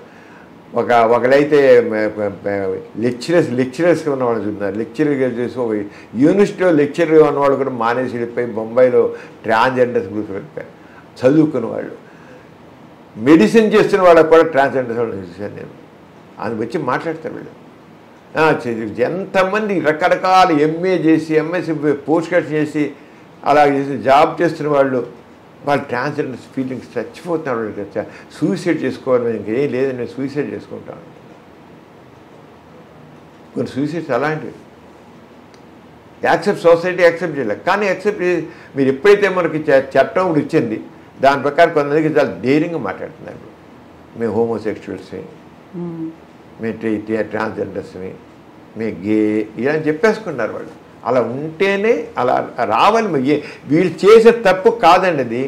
వాళ్ళు తప్పండి. ఇప్పుడు జైళ్ళలో ఉంటారు వాళ్ళు, అప్పుడు వాళ్ళ గారంగా సెక్స్ కోసం హోమోసెక్షువల్గా ఉంటారు.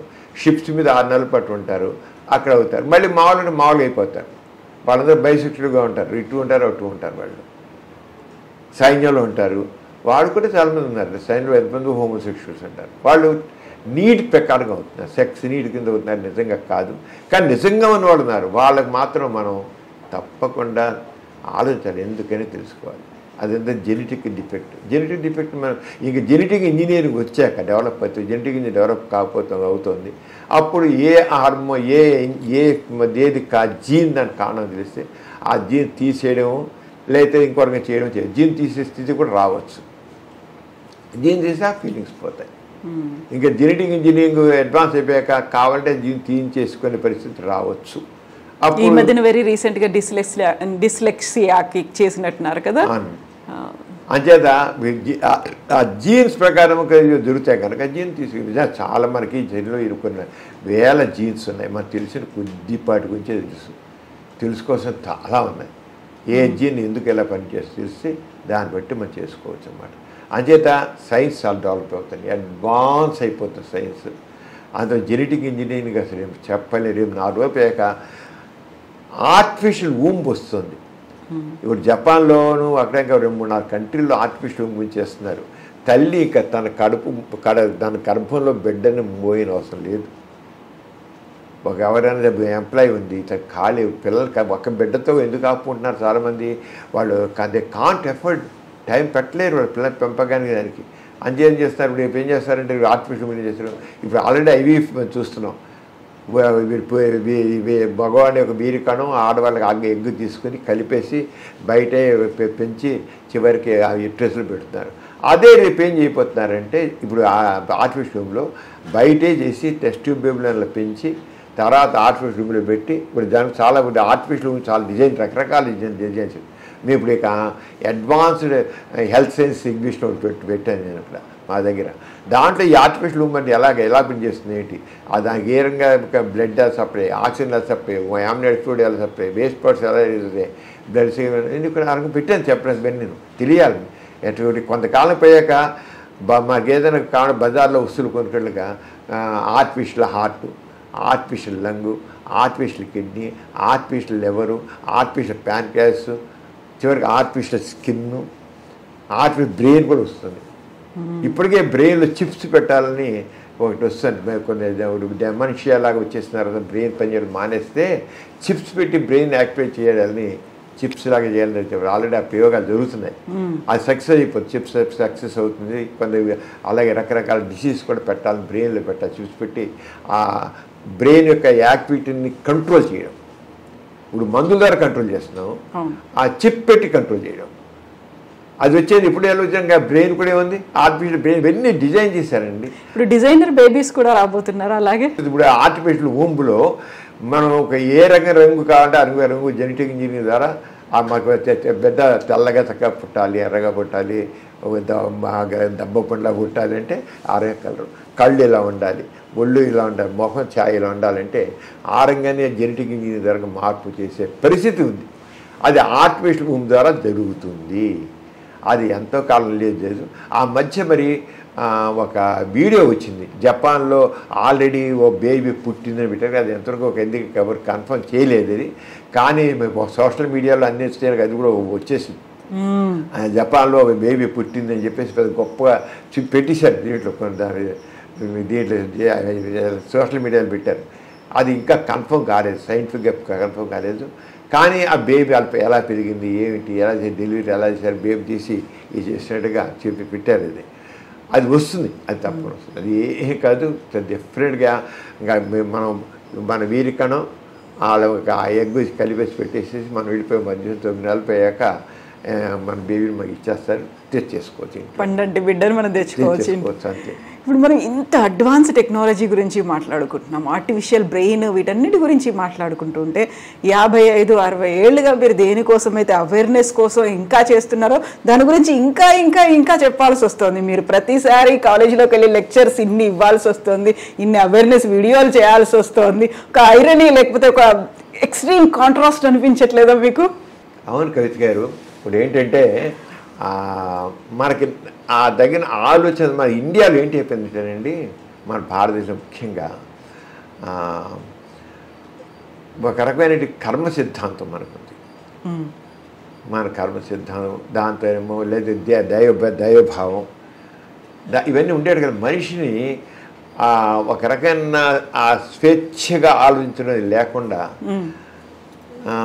ఎక్కడ అవుతుంది ఏంటో, అది అంతా మనకు అదృష్టం ఉందా, అదృష్టం దురదృష్టం, ఇది అవుతుందా, ఇది మనిషి నా దురదృష్టం, నాకు ఆలోచన నాకు లేదు, నాకు ఆలోచన నాకు ఇది లేదు అని అన్నీను మనిషి తను తగ్గించుకునే స్థితి మనకు.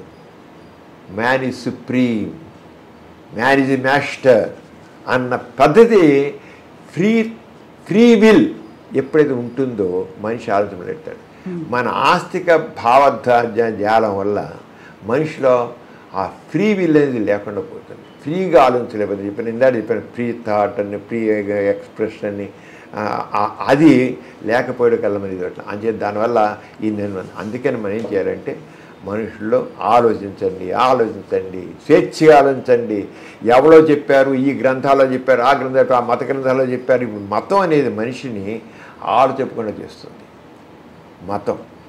మత నమ్మికలు, మతాచారాలు, సాంప్రదాయాలు మనిషిని కట్టుబడేస్తుంది. ఎప్పుడైతే మనిషి ఆ మత సంఖ్యలన్నీ తెంచుకొని బయటపడతాడో ఒక్కసారి స్వేచ్ఛావాయులు పిలుస్తాడు, చనిపోతాడు.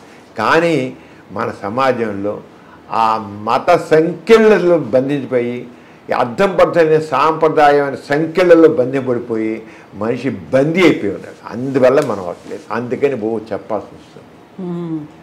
ఎప్పుడైతే ఈ సంఖ్యల్ని తెంపుకుంటాడో స్వేచ్ఛగా వస్తాడు. సంఖ్యలతో బందీ అయి ఉన్నాడు. జైల్లో ఉన్నవాడు ఆ జైల్లో నుండి విడిపోయినట్టుగా వీడు అలాగే ఆ భావాలతో మంది చేయలేదు.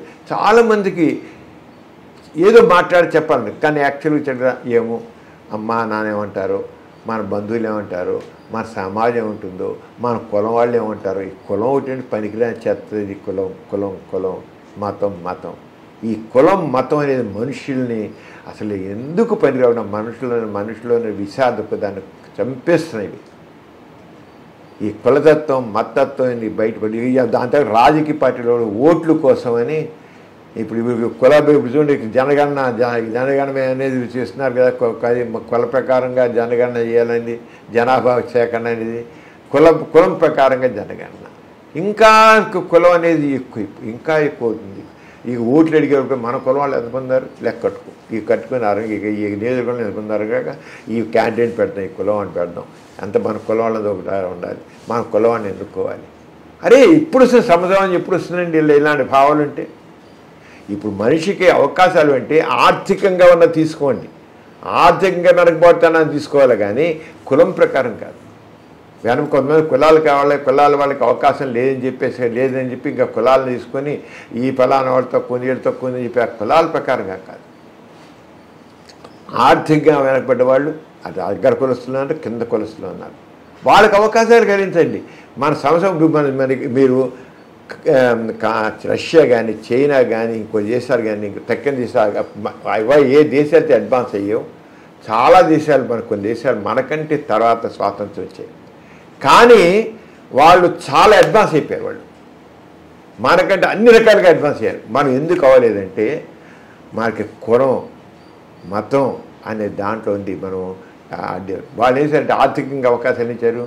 ఎవరికి ఆర్థిక అవకాశం తక్కువనే వాళ్ళందరికీ అవకాశం ఇచ్చారు. ఈ కులం అనేది అడ్డుపాటు. ఇప్పుడు మీరు సెక్స్ రిలేటెడ్ లెటర్స్ రాస్తున్నారు, ఆర్టికల్స్ రాస్తున్నారు, మీకు సమస్యల కోసం మీ ఆన్సర్స్ కోసం ఇప్పటికి కూడా బోల్డంతమంది ఎదురు చూస్తున్నారు. ఆల్మోస్ట్ 5 దశాబ్దాలుగా అంటే 50 ఏళ్లకు పైగా మీరు నిరంతరం రాస్తూనే ఉన్నారు. ఇప్పటికీ మీకు 87 years వచ్చినప్పుడు కూడా you are still educating them. ఏమనిపిస్తుంది ఆ ఈ విషయంలో మీకు? ఏమనిపిస్తుందంటే అసలు ముందు మాకు ముఖ్యంగా మా బ్రాటప్ అండి, మా నాన్నగారు, మా ఫ్యామిలీ, మా గోరా గారు, మా నాన్నగారు, ఆయన వచ్చిన పరం సనాతన కుటుంబం నుంచి వచ్చారు. కానీ ఆయన ఎప్పుడైతే సమాజంలో బయటకు వచ్చారో ఏమిటి అసమానతలు, ఏంటి ఎందుకున్న అసమానతలు, ఇందాక చెప్పిన అదే క్రిటికల్ థింకింగ్ కావాలని చెప్పి నేను, ఎందుకున్న అసమానతలు ఏంటి, అంటరాని వాడు అనేది ఏంటి, ఆడవాళ్ళని ఎందుకు కలిగిస్తున్నారు, ఎందుకు భర్త చనిపోతే విధవరాలని చెప్పేసి బూడుగుని చేసి కూర్చోబెడుతున్నారు, ఏంటి అసలు ఏంటి ఇదంతాను ఆయన ప్రశ్నించమనేటారు.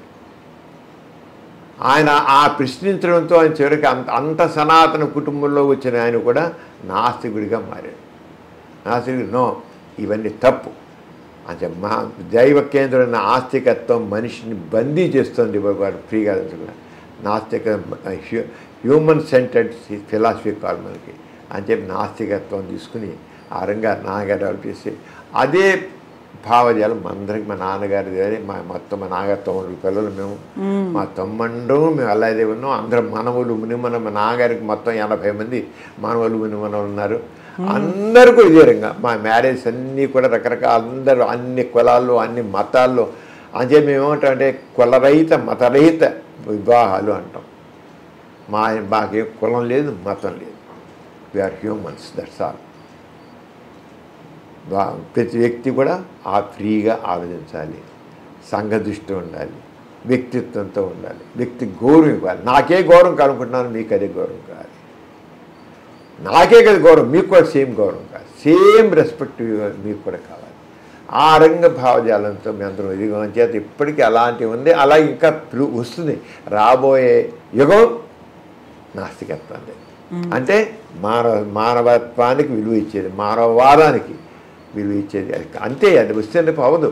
ఇప్పుడు మీరు చాలామంది మన మధ్య జనాభా లెక్కలు తీసుకుంటే ప్రపంచవ్యాప్తంగా తీసుకుంటే 24% మంది మాకే కులం మాకేం మతం లేదు, మాకు దేవుళ్ళ నమ్మకం లేదని ఇచ్చారు 24% మంది. కానీ తక్కిన వాళ్ళు చెప్పలేదు అంటే వాళ్ళు తటస్థులు పడతారు. ఇప్పటికి మన భారతదేశంలో చాలామంది మీరు దగ్గర చాలా ఫ్రీగా ఉంటారు. వాళ్ళు మా పేరుకి చెప్పుకుంటారు, ఎందుకు లేదు నా పలానా మతం లేండి, మా పలానా కులం లేండి మా అని చెప్తారు. కానీ యాక్చువల్గా మనం వెళ్ళి మాట్లాడితే ఏంటండి వీరికి పిల్లలు, ఏంటండి అర్థం లేని ఆచారాలు, ఏంటండి అంత గతిలేక ఆచరిస్తున్నామండి అంటుంటారు. గతిలేక ఆచరిస్తున్నామండి ఇవన్నీ, ఏంటండి సాంప్రదాయాలు, ఏంటండి ఇవన్నీ అంటారు. ఎప్పుడైతే లిబరేట్ అయ్యేవాళ్ళు కొంతమంది గట్టిగా తయారవుతారో ఆటోమేటిక్గా వాళ్ళు కూడా అది రాబోయే మార్పు మాత్రం తప్పదు, వచ్చి తీరుతుంది. అంటే కొంతమంది పిల్లి మెడలో గంట ఎవరు కడతారన్నట్లుగా who bells the cat first, అంతే మొదట కట్టేది మనకు అర్థం. ఇప్పుడు 9 మంది పిల్లలు గోరా గారికి. లవణం, సమరం, విజయం, నైతికం, తర్వాత 9వ మీ చెల్లి పేరు నౌ. అలా పెట్టడానికి వెనకాల ఉంది ఏంటి అసలు? ఏంటంటే మా నాన్నగారి పేరు గోపరాజు రామచంద్రరావు, అంటే దాన్ని బట్టి హిందూ అని తెలిసిపోతుంది. అంచేత నాన్నగారు సరే హిందూ అని చేసి కులం కూడా చూస్తుంది, పలానా గోపరాజు వారా, పలానా కులం వాళ్ళు అని. అంచేత తీసి గోపరాజులో గో తీసుకున్నారు, రామచంద్రరావు రాసి గోరా అని తీసేస్తున్నారు. గోపరాజు రామచంద్ర అంటే గోరా అని చేశారు. చేసిన తర్వాత మా పెద్దక్కయ్య పుట్టడానికి ఇంకా నాన్నగారికి ఇంకా అంత స్ట్రాంగ్గా నమ్మకాలు లేవు. కానీ మా పెద్దకి ఫస్ట్ మా పెద్దకి మనోరమ అని ఉప్పిగుంది, తన వయసు 96 ఏళ్ళు తనకి. మా పెద్దక్కయ్య తను ఉంది. తర్వాత సాల్ట్ సత్యాగ్రహ టైంలో ఉప్పు సత్యాగ్రహం పెద్దన్నయ్య పెట్టాడు, 2వ సంతానం లవణం అని పేరు పెట్టారు. అప్పటికి మన నాన్నగారికి మరి అప్పటికే జాతీయ భావాలన్నీ ఉన్నాయి కదా, మహాద్భావాలు ఉన్నాయి కదా. మరి ఆయన లెక్చరర్గా ఉంటున్నా పార్టీ లెక్చర్ అయినా లవణం పెట్టారు.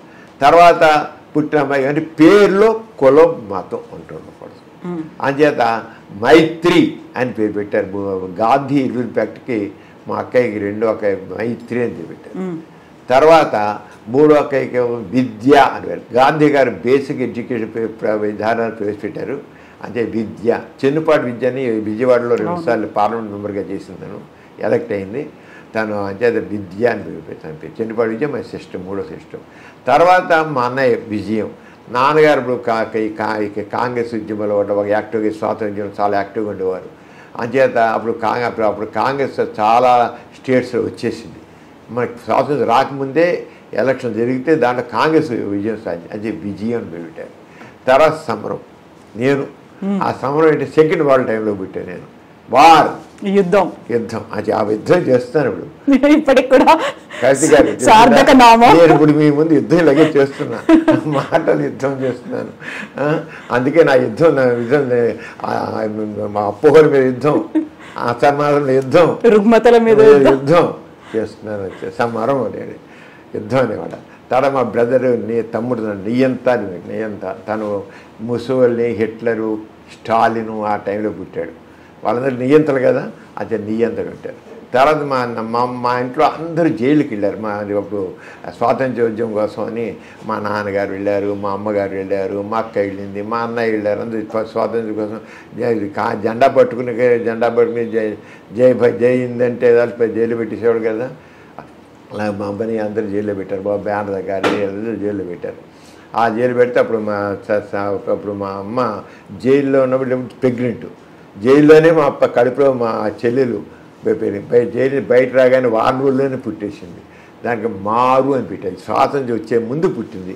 స్వాతంత్రం వస్తుంది ఆల్మోస్ట్ డిసైడ్ అయిపోయింది, మన దేశం లిబరేట్ అయిపోతుంది. అదే మార్పుకి మారు అని పెట్టారు. తర్వాత స్వాతంత్రం వచ్చేసిన తర్వాత మా చెల్లెలు పుట్టింది. చెల్లెలు పుడితే 9వ సంతానం. అంటే నాన్నగారు నవ్ అని పెట్టారు. నవ్ అనేది 2 రకాలు చెప్తారు. నవ్ అంటే హిందీలో నవ్ అంటే 9, హిందీలో నవ్వు. అదే నవ్ అని NOW అయినట్లయితే నవ్ స్వాతంత్రం వచ్చే మనం ఏంటి, మనకు ఇప్పుడు కర్తవ్యం ఏంటి, మనం ఇంత పోరాటాలు చేసాం దేశం కోసం, ఇంత స్వాతంత్ర్యం కోసం చేసాం. ఇప్పుడు మనం ఇప్పుడు ఏం చేద్దాం, ఎలా చేద్దాం, మన దేశాన్ని అభివృద్ధి అనేది దాంట్లో చేద్దామని ఆ రంగా. అలాగే పిల్లలు, మనవల పేర్లు అన్ని రకాల, మా దగ్గర అన్ని రకాల మహమ్మద్ పేర్లు ఉన్నాయి, రకరకాలుగా అన్ని రకాలుగా ఉన్నాయి. అన్ని ఎలక్షన్ టైంలో పుడితే చునావని, సూయిజ్ వాడు ఇప్పుడు పుట్టే సూయిజ్ అని, ఇలాగా అలాగే మంత్రి నాన్నగారేమో మంత్రులు ఆడంబరాలు వెన్నాడాలి, ప్రజలతో ఉండాలి. అంతగా ఇప్పుడు మంత్రులు చూడండి ఎంత ఆడంబరాలు ఎందుకు చెప్పండి. వాళ్ళు ప్రజాప్రతినిధులు వాళ్ళు ఎంత ఆడంబరం అంటే అంత మంత్రులకు ఆడంబరాలు పనికిరావు. వాళ్ళకి ఎంత డాబు తప్ప పనికిరాదు. అందరూ సేవకులు. మంత్రి హమారా నౌకర్ హై, మంత్రులు మన నౌకర్లు, ప్రజలు యజమానులు అని చెప్పి నాన్నగారు చాలా చేశారు.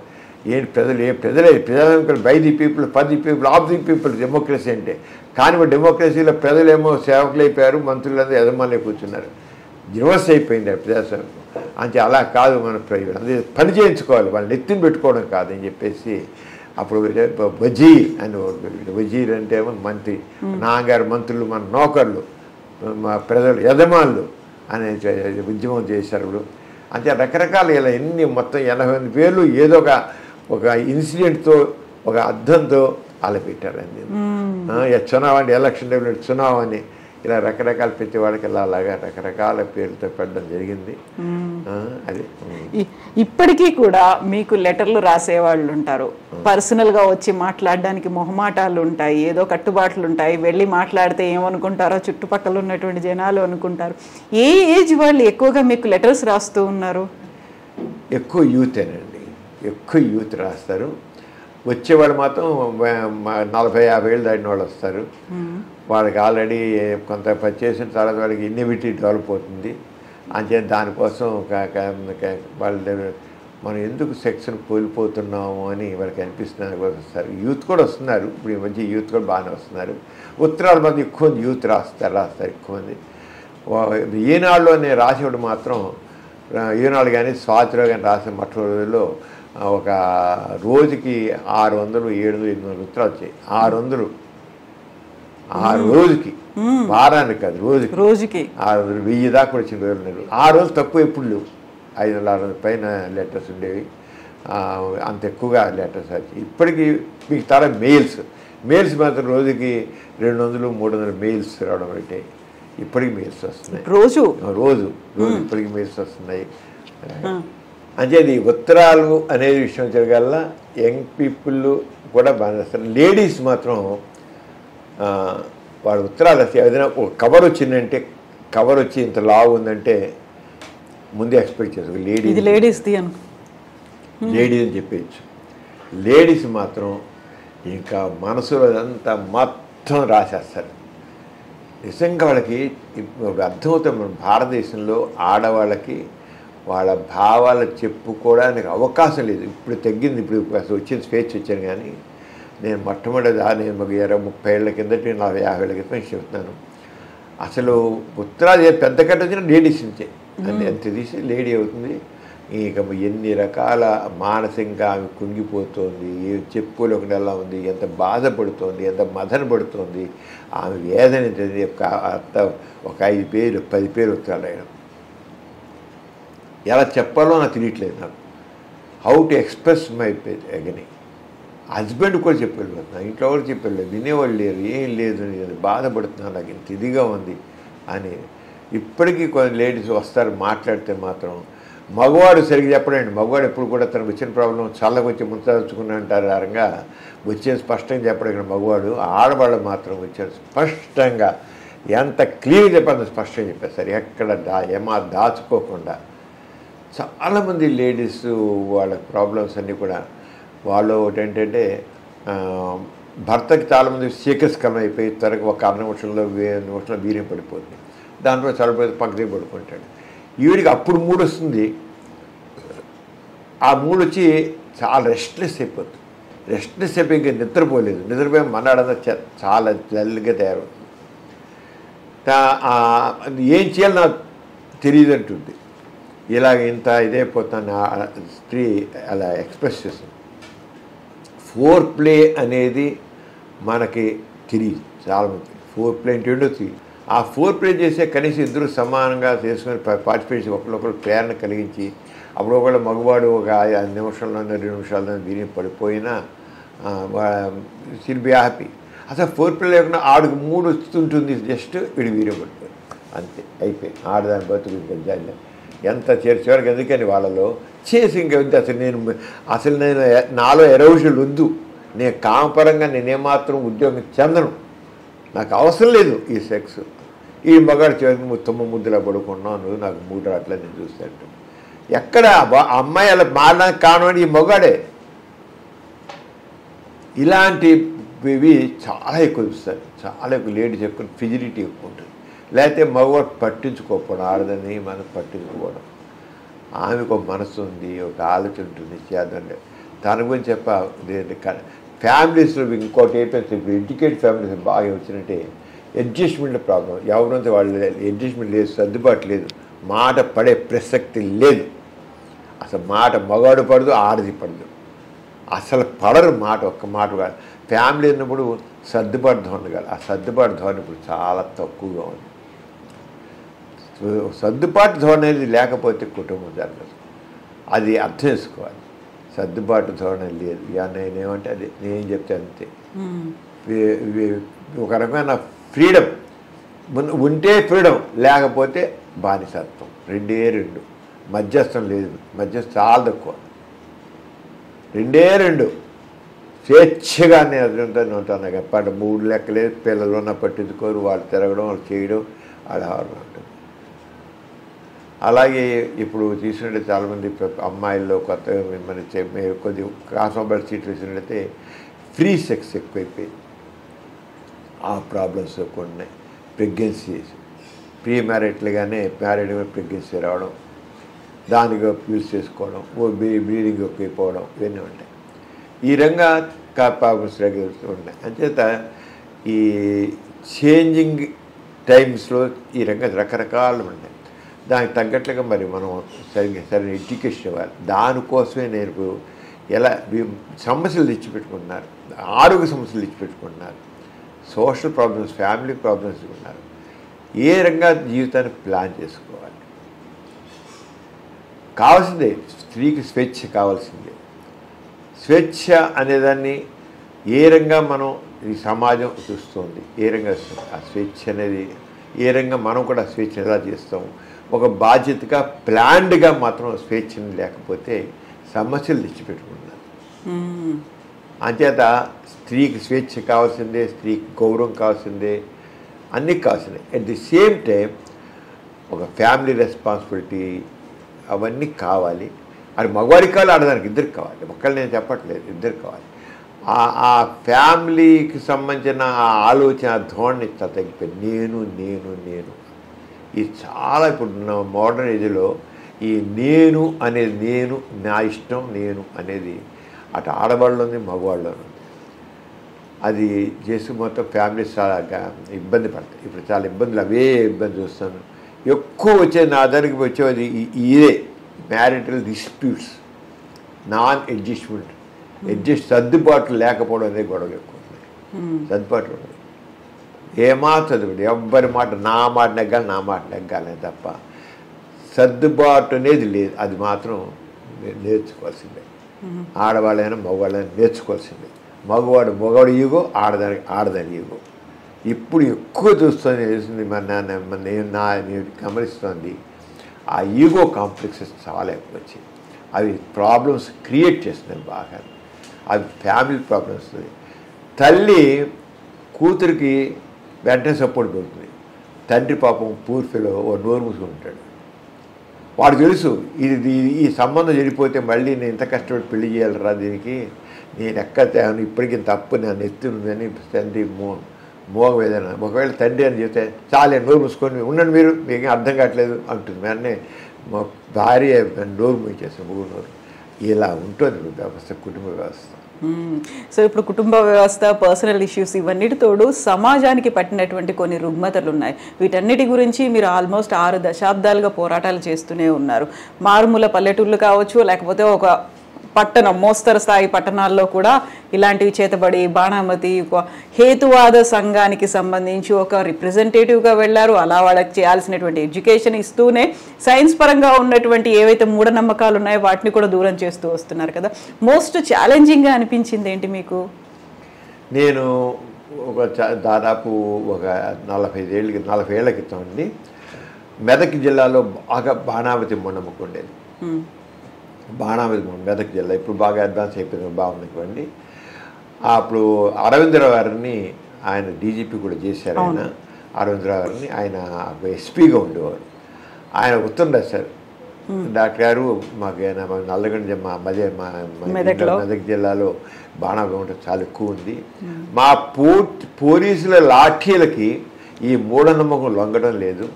మీరు వచ్చి ఒక టీమ్గా వచ్చి ఈ మూఢనమ్మకాన్ని తొలగించడానికి కృషి చేయాలి అని లెటర్ రాశారు. దానికి ఆయన ఏం చేశారంటే ఎస్పీను, జిల్లా కలెక్టరు, తర్వాత జిల్లా మేజిస్ట్రేటు కలిసి ఒక సంఘంగా ఏర్పరిచి మాకు ఎక్స్టెన్సివ్ టూర్ రన్ చేశారు మెదక్ జిల్లా.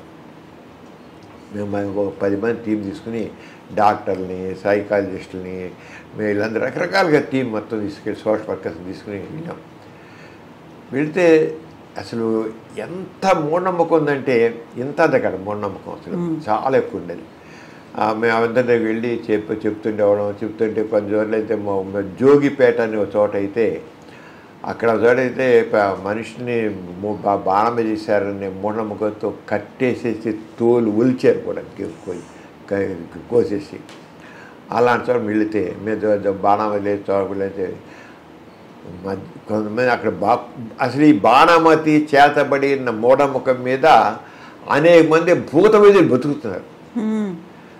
అక్కడ బాణామతి షాపులని మనకి వెళ్తే కిల్లి షాపులు ఎలా ఉంటాయో బాణామతి షాపులు వచ్చి అక్కడ యంత్రాలు, తాయెత్తులు, ఎన్ని కట్టడాలు చేయడాలు పెద్ద బిజినెస్ అయిపోయినాయి. అక్కడ మన కిల్లి షాపులు లాగానే అక్కడ అలాగా బాణామతి షాపులు పేర్లు అన్నమాట. బాణామతి షాపులు అంటే బాణామతి యంత్రాలు, తాయెత్తులు అమ్ముతాడ. మంత్రగాలు తాగుతాయి. వెళ్ళాము, చూసాం, అందరూ వచ్చారు, మాట్లాడారు, మనం చేసాం.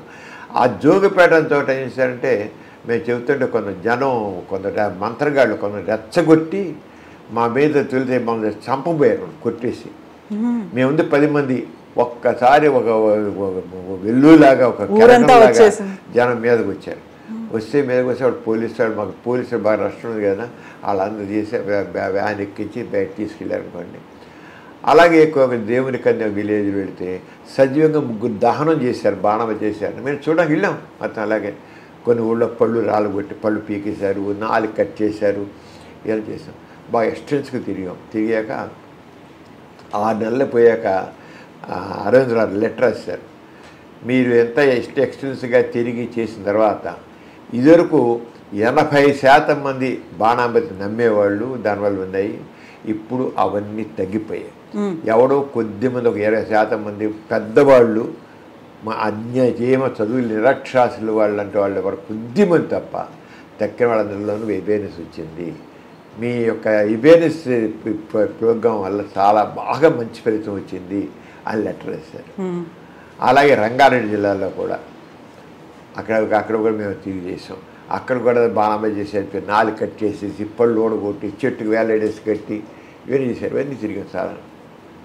అక్కడ కూడా అప్పుడు వెళ్ళినప్పుడు మాత్రం కొద్దిగా బాబు మోహన్ గారు అలాగే మినిస్టర్స్ వచ్చారు, కొంతమంది వీళ్ళందరూ వచ్చారు, పొలిటీషియన్ వచ్చి. ఇంకా మెదక్ జిల్లాలో ఎవరు మాతో కలవలేదు, కానీ ఇక్కడ వచ్చాడు కదా మాత్రం మెదక్ జిల్లాలో చేశాడు కల్లా రంగారెడ్డి జిల్లా వచ్చాడు మాత్రం మినిస్టర్స్ వాళ్ళందరూ ఇబ్రహీంపట్నం అక్కడికి అన్ని చోట్లకి వచ్చి మాతో కలిసి వాళ్ళు కూడా మీటింగ్లో పార్టిసిపేట్ చేసి ఇవన్నీ చేశారు. ఆ రంగా చాలా ఉద్యమంలాగా ఒక పెద్ద ఉద్యమంలా చేసి పెద్ద మార్పు తీసుకొచ్చాం బాగా. అంటే మనం కమిటెడ్గా చేస్తే మాత్రం అవుతుందని. చిన్న చిన్న దెయ్యాలు ఉన్నాయి, భూతాలు ఉన్నాయి, దెయ్యం పట్టిన పోయి ఇవన్నీ మామూలు ఉంటే అవన్నీ చేస్తుంటారు చిన్న ఇండివిజువల్గా. ఒక సమాజ పరంగా మొత్తాన్ని కూడా చోట అలాగే మేము జోగిని దురాచారం ఉండేది నిజామాబాదు, అక్కడ ఎక్కువ ఉండేది. అక్కడ జోగిని దురాచారం అక్కడ కూడా మా అన్నయ్య గారు లవణం గారు, మా వదిలి గారు హేమలత లవణం గారు మొట్టమొదటి ఇంటింటికి తిరిగి సర్వే చేసాం. వాళ్ళకి ఎంతమంది దాదాపు 2000 మంది పైగా జోగి వాళ్ళ ఇళ్ళలోకి వెళ్ళి వాళ్ళు ఎలాంటి వాళ్ళు అంటే ఆ మూఢనమ్మకం చిన్న పిల్లలు పాపం 7 ఏళ్ళ పిల్లలు 5 ఏళ్ళ పిల్లల్ని ఆ ఊరు ఎల్లమ్మకి వారికి చేసేసి ఇంకా పెళ్లి చేసి ఊరు ఇంకా ఎవరి శవాలు చనిపోతే శవాలకు డ్యాన్సులు చేయడాలు ఇలా చేయడాలు అలాగే ఉండేది అన్నమాట. అలా అందరూ చాలా సంస్కరణ చేసాం, చాలా మార్పు వచ్చింది రంగా, చాలా మార్పు వచ్చింది. అది ఒకటి జోగిని దురాచారం విషయంలో మేము చేసిన అది కూడా చాలా మార్పు వచ్చింది. అలాగే మేము స్టోర్పురం నేరస్తుల సంస్కరణ, స్టోర్ దొంగలంటే చాలా ఎక్కువ ఉంటుంది. ఇక్కడ ప్రకాశం జిల్లాలో ఉంది. అక్కడ కూడా నాస్తి కింద చేసాం. మొట్టమొదటి గజ్జల ప్రసాద్, టైగర్ నాగేశ్వరరావు సినిమా కూడా వచ్చింది, టైగర్ నాగేశ్వరరావు అలాంటి వాళ్ళందరూ అప్పుడు మాట్లాడే వాళ్ళందరూ చాలా మారిపోయారు. వాళ్ళందరూ చాలా మార్పు చేసి ఎన్నో సంస్కరణ పనులు తీసుకుని మీరు మనుషులే, మీరు కూడా గౌరవంగా బతకొచ్చు మీకు అని చెప్పి అక్కడ అందరికీ వాళ్ళకు గౌరవంగా బతకడం అనేది తెలియదు వాళ్ళకి. అది కాకుండా విచిత్రం ఏంటి, ఇక్కడ స్టోర్పురంలో ఎక్కడ ఒక జాతి ఎరుకల జాతిని, ఒక ఏరియాలో ఉన్న ఎరుకల జాతిని అందరినీ నేరస్తుల జాతి అని పేరు పెట్టారు. ఒక జాతి మొత్తాన్ని నేరస్తుల జాతి. అరే ఊరంతా ఆ సమూహాన్ని మొత్తాన్ని నేరస్తుల జాతి. ఎక్కడ అటు నేరస్తుల జాతి అని ఉంటుందా, కులం నేరస్తుల కులం ఉంది. అసలు మన సామాజిక వ్యవస్థలో ఎలా ఉంటుంది చూడండి చెప్పేది. నేరస్తుల జాతి అక్కడ మా నాన్నగారు, మా అన్నయ్య, వదిన మొట్టమొదటి నేను కూడా వెళ్ళాను. చూసిన వాళ్ళందరికీ చివరికి వ్యవసాయం చేయడానికి చేసి అన్ని రకాలు చేసి చదివించి అన్ని రకాలు చేసి దాని మార్పు చాలా. ఇప్పుడు ఎవరు లేరు అక్కడ. ఇప్పుడు ఆ యూనివర్సిటీ అక్కడి నుంచి వచ్చిన ఆవిడే అక్కడ యూనివర్సిటీగా అన్నమయ్య యూనివర్సిటీ దాని యూనివర్సిటీకి ఎవరు వైస్ ఛాన్సలర్గా ఉన్నారు. ఆవిడ వైస్ ఛాన్సలర్ అయింది.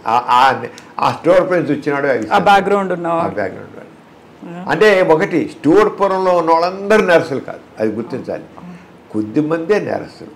కానీ ప్రభుత్వం ఏం చేసిందంటే వాళ్ళందరూ నేరస్తుల జాతి అని పెట్టింది.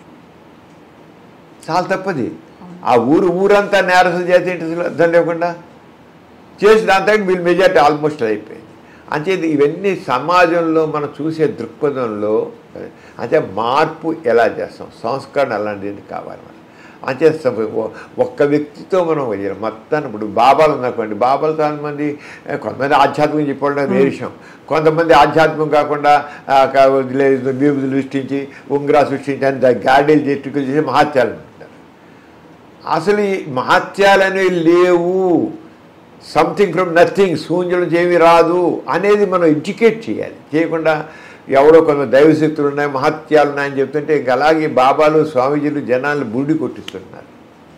ఇవన్నీ మేము చాలా ఎక్కువ చేసాం. ఇంత కాదు, ఎన్నో ఎన్ని చోట్ల వెళ్ళి అలా తిరిగి ఈ బాబాలు స్వామీజీలు అందరినీ బాగా చాలా ఎక్స్పోజ్ చేసాను. అవి చాలా ఎక్కువ చేశాను. ఒక పక్క డాక్టర్గా, రెండో పక్క సోషల్గా ఇష్యూస్ తీసుకుని చేయడం అది చేశాను. కానీ మన ఆలోచన ధోరణిలో మార్పు రావాలి. అందుకని క్రిటికల్ థింకింగ్ అని చెప్పాను. అందుకే మన ఎడ్యుకేషన్లో ఆ క్రిటికల్ థింకింగ్ అనేది మనిషిని ఫ్రీ కావాల్సిన సోషల్ అవుట్లోకి తీసుకోవాలి. చదువులో సామాజిక సమస్యలు ఏమున్నాయి, ఎటువంటి సామాజిక సమస్యలు ఉన్నాయి, ఈ దారిద్ర్యం అంటే ఎందుకుంది, ఈ అసమానతలు ఎందుకున్నాయి, అది మాకు తెలియాలండి. ఎందుకు నేను ఒక్కరిని ఇప్పుడు ఏంటి ప్రతి ఒక్కరు నేను నా కంఫర్ట్ అని నా సుఖం చూస్తున్నారు. కానీ నాతో పాటు సమాజం అంతా బాగుంటే నేను కూడా బాగుంటాను. ఒక్కరితో లాభం లేదు. ఒక పెద్ద ఇల్లు తాజ్మహల్ లాంటి ఇల్లు కట్టుకుంటాడు ఒకడు, పక్కన పూరుగుడిసి ఉన్నాయనుకోండి, ఆ పూరుగుడిసి తగలడితే ఈ తాజ్మహల్ లాంటి బిల్డింగ్ కూడా కాలిపోతుంది, బుగ్గవుతుంది. అది అంచేత సమాజంలో నేను ఒక్కనే డెవలప్ అవ్వడం కాదు, పక్కవాడు కూడా బాగుపడాలి. ఆ దృక్పథాన్ని మనం పెంచుకోవాలి. ఆ సామాజిక దృక్పథాన్ని కలిగించడం అది మన ఎడ్యుకేషన్ కావాలి. అసలు ఏం తోచుతుంది మరి చూడండి, ఎంతవరకు వెళ్ళిపోయింది. భగత్ సింగ్ పాఠాన్ని తీసేసేయడం, లేకపోతే మొగలాయి వాళ్ళ పాఠాలు తీసేయడం. ఎడ్యుకేషన్లో కూడా మీకు రకమైన మతపరమైన ఛాందస భావాలు ప్రవేశిస్తున్నాయి. ఈ ఛాందస భావాలు పనికిరావు. మనుషుల్లో ఫ్రీగా ఆలోచించడం, స్వేచ్ఛగా ఆలోచించడం కాదు. చరిత్రనే మార్చేద్దాం, పాఠాలనే మార్చేద్దాం అంటే కదా కరెక్ట్ కాదు. ఇప్పుడు అలాంటి ప్రయోగాలు కూడా జరుగుతున్నాయి. వాటి గురించి తప్పని నేను చెబుతున్నాను. అలాగే కులగణన విషయంలో కూడా నేను చెప్తాను. జనాభా సేకరణ కులగణన ఆర్థిక స్థితి ద్వారా చేసి అందరికీ ఎవరైతే వెనకబడున్నారో వాళ్ళందరికీ అవకాశాలు ఇవ్వండి. అది ఏ కులం అని కాదు. కులాలు వెళ్తే కులాలు ఎక్కువ, మరి కులాల వారీగా ఉండబట్టే మనం ముందుకు వెళ్ళలేదండి. మీరు స్వీడన్ తీసుకోండి, లేదా డెన్మార్క్ తీసుకోండి, లేదా ఇంకో పెద్ద అడ్వాన్స్ కంట్రీస్ తీసుకోండి. అవన్నీ అక్కడ కూడా మనలాగే తెగలు ఉన్నాయి, చాలా ఉన్నాయి. కానీ వాళ్ళు వాటి దృష్టిలో పెట్టుకుండా ఆర్థికంగా వెనకబడ్డ ప్రతి ఒక్కరిని పైకి తీసుకురావాలి, చేయబట్టే వెళ్ళారు. అది కమ్యూనిజం ద్వారా, అది రష్యాలో కావచ్చు, మార్క్సిజం ద్వారా చైనాలో కావచ్చు. అవన్నీ కూడా ఆర్థికంగా పైకి కమ్యూనిజం మా చైనా కానీ రష్యా కానీ ఎందుకు పైకి వెళ్ళాయి, ఎందుకు అభివృద్ధి చెందాయి? డెన్మార్క్ కానీ స్వీడన్ కానీ ఇంకోటి కానీ ఎందుకు బాగా అభివృద్ధి చెందాయి అంటే వాళ్ళల్లో కులాల బేస్డ్గా ఒక అభివృద్ధిని చూడలేదు, ఆర్థికంగా ఉన్నది చూసి. అంటే వాళ్ళు బాగా అగ్రదేశాలు బాగా డెవలప్డ్ కంట్రీస్ అయిపోయి మనం ఇంకా అండర్ డెవలప్డ్గానే ఉంటాం. డెవలపింగ్గా ఉన్నాం. మనం అండర్ డెవలప్ కానీ డెవలపింగ్గా ఉన్నాం.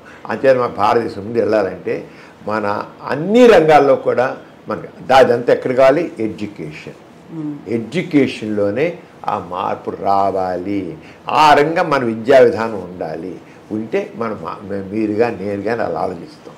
ఈ మధ్య కాలంలో ఇంకొక ట్రెండ్ అనేది కనిపిస్తుంది. ఎక్కువగా వివాహేతర సంబంధాలు అనుకుంటే వాళ్ళు చచ్చిపోవడమో లేకుంటే చంపేయడమో అవుతుంది. పిల్లలు మాత్రం అనాథలుగా మిగిలిపోతున్నారు. అది ఆడవాళ్ళలోకి అవుతుందా, లేకుంటే భర్తలు భార్యలను చంపుతున్నారు, భార్యలు భర్తల్ని చంపుతున్నారు? ఈ ట్రెండ్ అనేది ఈ మధ్యన ఎందుకని ఎక్కువ కనిపిస్తుంది అనుకుంటున్నారు? పేపర్లో చూసేది ప్రకారం ఇది మాత్రం ఆడవాళ్లే వాళ్ళు వివాహేతర సంబంధం పెట్టుకుని మూగుని చంపించేస్తున్నారు. ఎక్కువ జరిగింది అది చాలా తప్పు, చాలా తప్పది అది. కానీ వాళ్ళు విడాకులు ఇచ్చేయండి, ఏముంది? విడాకులు తేలిక చేసేయండి, చాలా ఈజీ చేసింది విడాకుల్ని. మీ ఇద్దరు మాకిద్దరు నచ్చట్లేదు అంటే ఒక ఒక 6 నెలల టైం కలిసి ఉన్నామని చెప్పి కోర్టులు ఏం చేస్తారు, ఫ్యామిలీ కోర్టులు ఏం చేస్తారంటే ఒక కేసు వేస్తే ఏదైనా చేస్తే కోర్టు వెంటనే కేసు మీరిద్దరూ కాస్త కొద్ది కౌన్సిలింగ్ చేయించుకోండి. కౌన్సిలింగ్ అంటారు. కౌన్సిలింగ్ చేయించుకోవడం వేరే విషయం. ఒక 6 నెలలు ట్రై చేయండి అంటారు. 6 నెలలు కూడా వాళ్ళు కలిసి ఉండరు అనుకోండి, వీరిద్దరి మధ్య వాళ్ళు ఉండే సఖ్యత లేదు కనుక విడాకులు ఇచ్చేస్తున్నాను, ఇప్పించాను అంటారు వాళ్ళు, అంతే. ఆ రంగానే ఇక్కడ కూడా వివాహేతర లైంగిక సంబంధం పెట్టిన వాళ్ళు ఇంకొకరికి చెప్పలేకపోతారు. మొగుడుండి పిల్లలుండి లేడీసే చంపేసేస్తారు. ప్రియుడును ఈడ కలిసి భర్తను చంపించేస్తున్నారు. ఇది ఎందుకు అంటే మరీ ఎక్కువ లేవులేండి, తప్పేను. మనం ఎక్కువ అంటే పేపర్లో 2-3 రోజులు కూడా కనబడుతున్నాయి కానీ కొనుక్కుంటున్నాము. అంతేగాని ఎక్కువ ఏమంటే అది ఎక్కువ అనడానికి వీలు లేదు.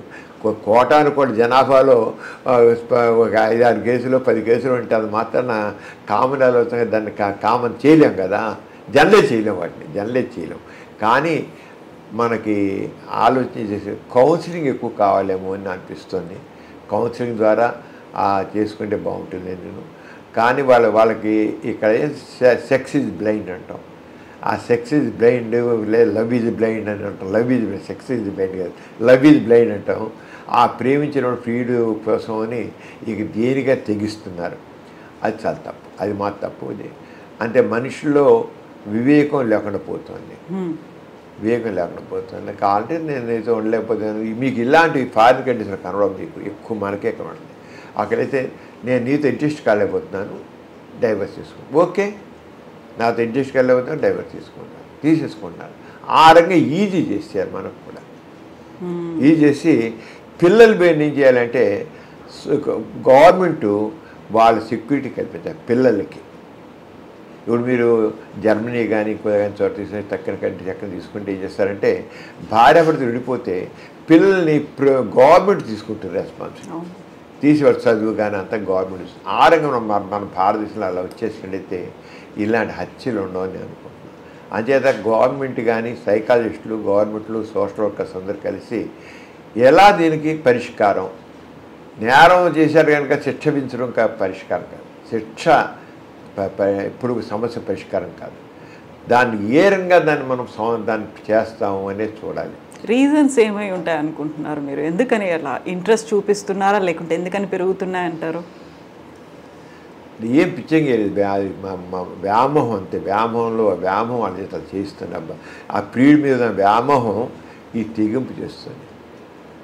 ఇప్పుడు ఎంత వ్యామోహం, మనిషికి తెగింపు వచ్చేస్తున్నారు కదా, వ్యామోహం అంతే. ఆ మొగుడు ప్రియుడి మీద వ్యామోహం దానివల్ల చేస్తాను. అంతకనికి నేను ఉందనుకోండి, మరి సైకాట్రిస్టులు ఏం చెప్తారో చూడాలి. కానీ అది ఒక రకం మెంటల్ డిసీజ్ అని అనుకోవాలి, మెంటల్ డిసీజ్ అనుకోవాల్సిందే.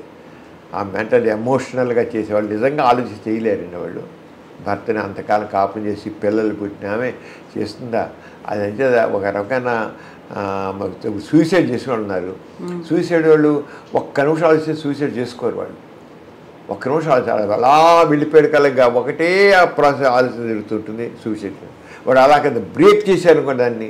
అందుకే సూసైడ్ చేసిన వాళ్ళు ఎవరితో మాట్లాడతారు అనుకోండి, ఫ్రెండ్స్ ఒక్కసారి జస్ట్ వాళ్ళు ఫ్రెండ్కి ఫోన్ చేశారనుకోండి, వాళ్ళు మాట్లాడి చేసుకోరు, వాళ్ళు చేయరు. వాళ్ళు అలా థాట్ ప్రాసెస్ అలా వెళుతుంది, దాన్ని సూసైడ్ చేసుకుంటారు వాళ్ళు. అంచేత మీకు షేర్ చేసుకోవడం అనేది కావాలి ఎప్పుడు కూడా. ఇతరులతో షేర్ చేసుకోవడం అనేది మనకేమైనా బాధ ఉంటే చేసుకోవాలి. ఆ బాధని షేర్ చేసుకోవడం అనేది మనకేంటంటే ఆ క్లోజ్ ఫ్రెండ్స్ అనేవాళ్ళు ఉండట్లేదు. ఇప్పుడు జరిగిందంటే క్లోజ్ ఫ్రెండ్ ఉంటుందా, క్లోజ్ ఫ్రెండ్ సాధారణంగా ఇదివరకు ఉండేవాళ్ళు. ఇప్పుడు ఏదైనా క్లోజ్ ఫ్రెండ్ వాడు ఎంత ఫ్రెండ్ కదా అని చెబితే వాళ్ళు దాన్ని చేసేసి సోషల్ మీడియాలో పెట్టిపారేస్తున్నారు. అది ఒక పెద్ద డ్రాప్. సోషల్ మీడియా దాంట్లో ఏంటంటే వాళ్ళు అన్ని సోషల్ మీడియాలో పెట్టేస్తున్నారు. దీంతో వీళ్ళకి ఇది అయిపోతుంది. అదే ఫ్రెండ్ అన్న వాళ్ళు ఎప్పుడు friend in need, friend indeed అంటాం. Friend in need, friend indeed అని. అంచేత ఆ రకంగా సరే క్లోజ్ ఫ్రెండ్స్ ఉంటే మాత్రం షేర్ చేసుకునేటప్పుడు వాడు సమాధానం చెప్తాడు. వాడు సంపమని చెప్పడు కదా, లేరు వాళ్ళకి. ఆ రకంగా మనుషులు లేరు.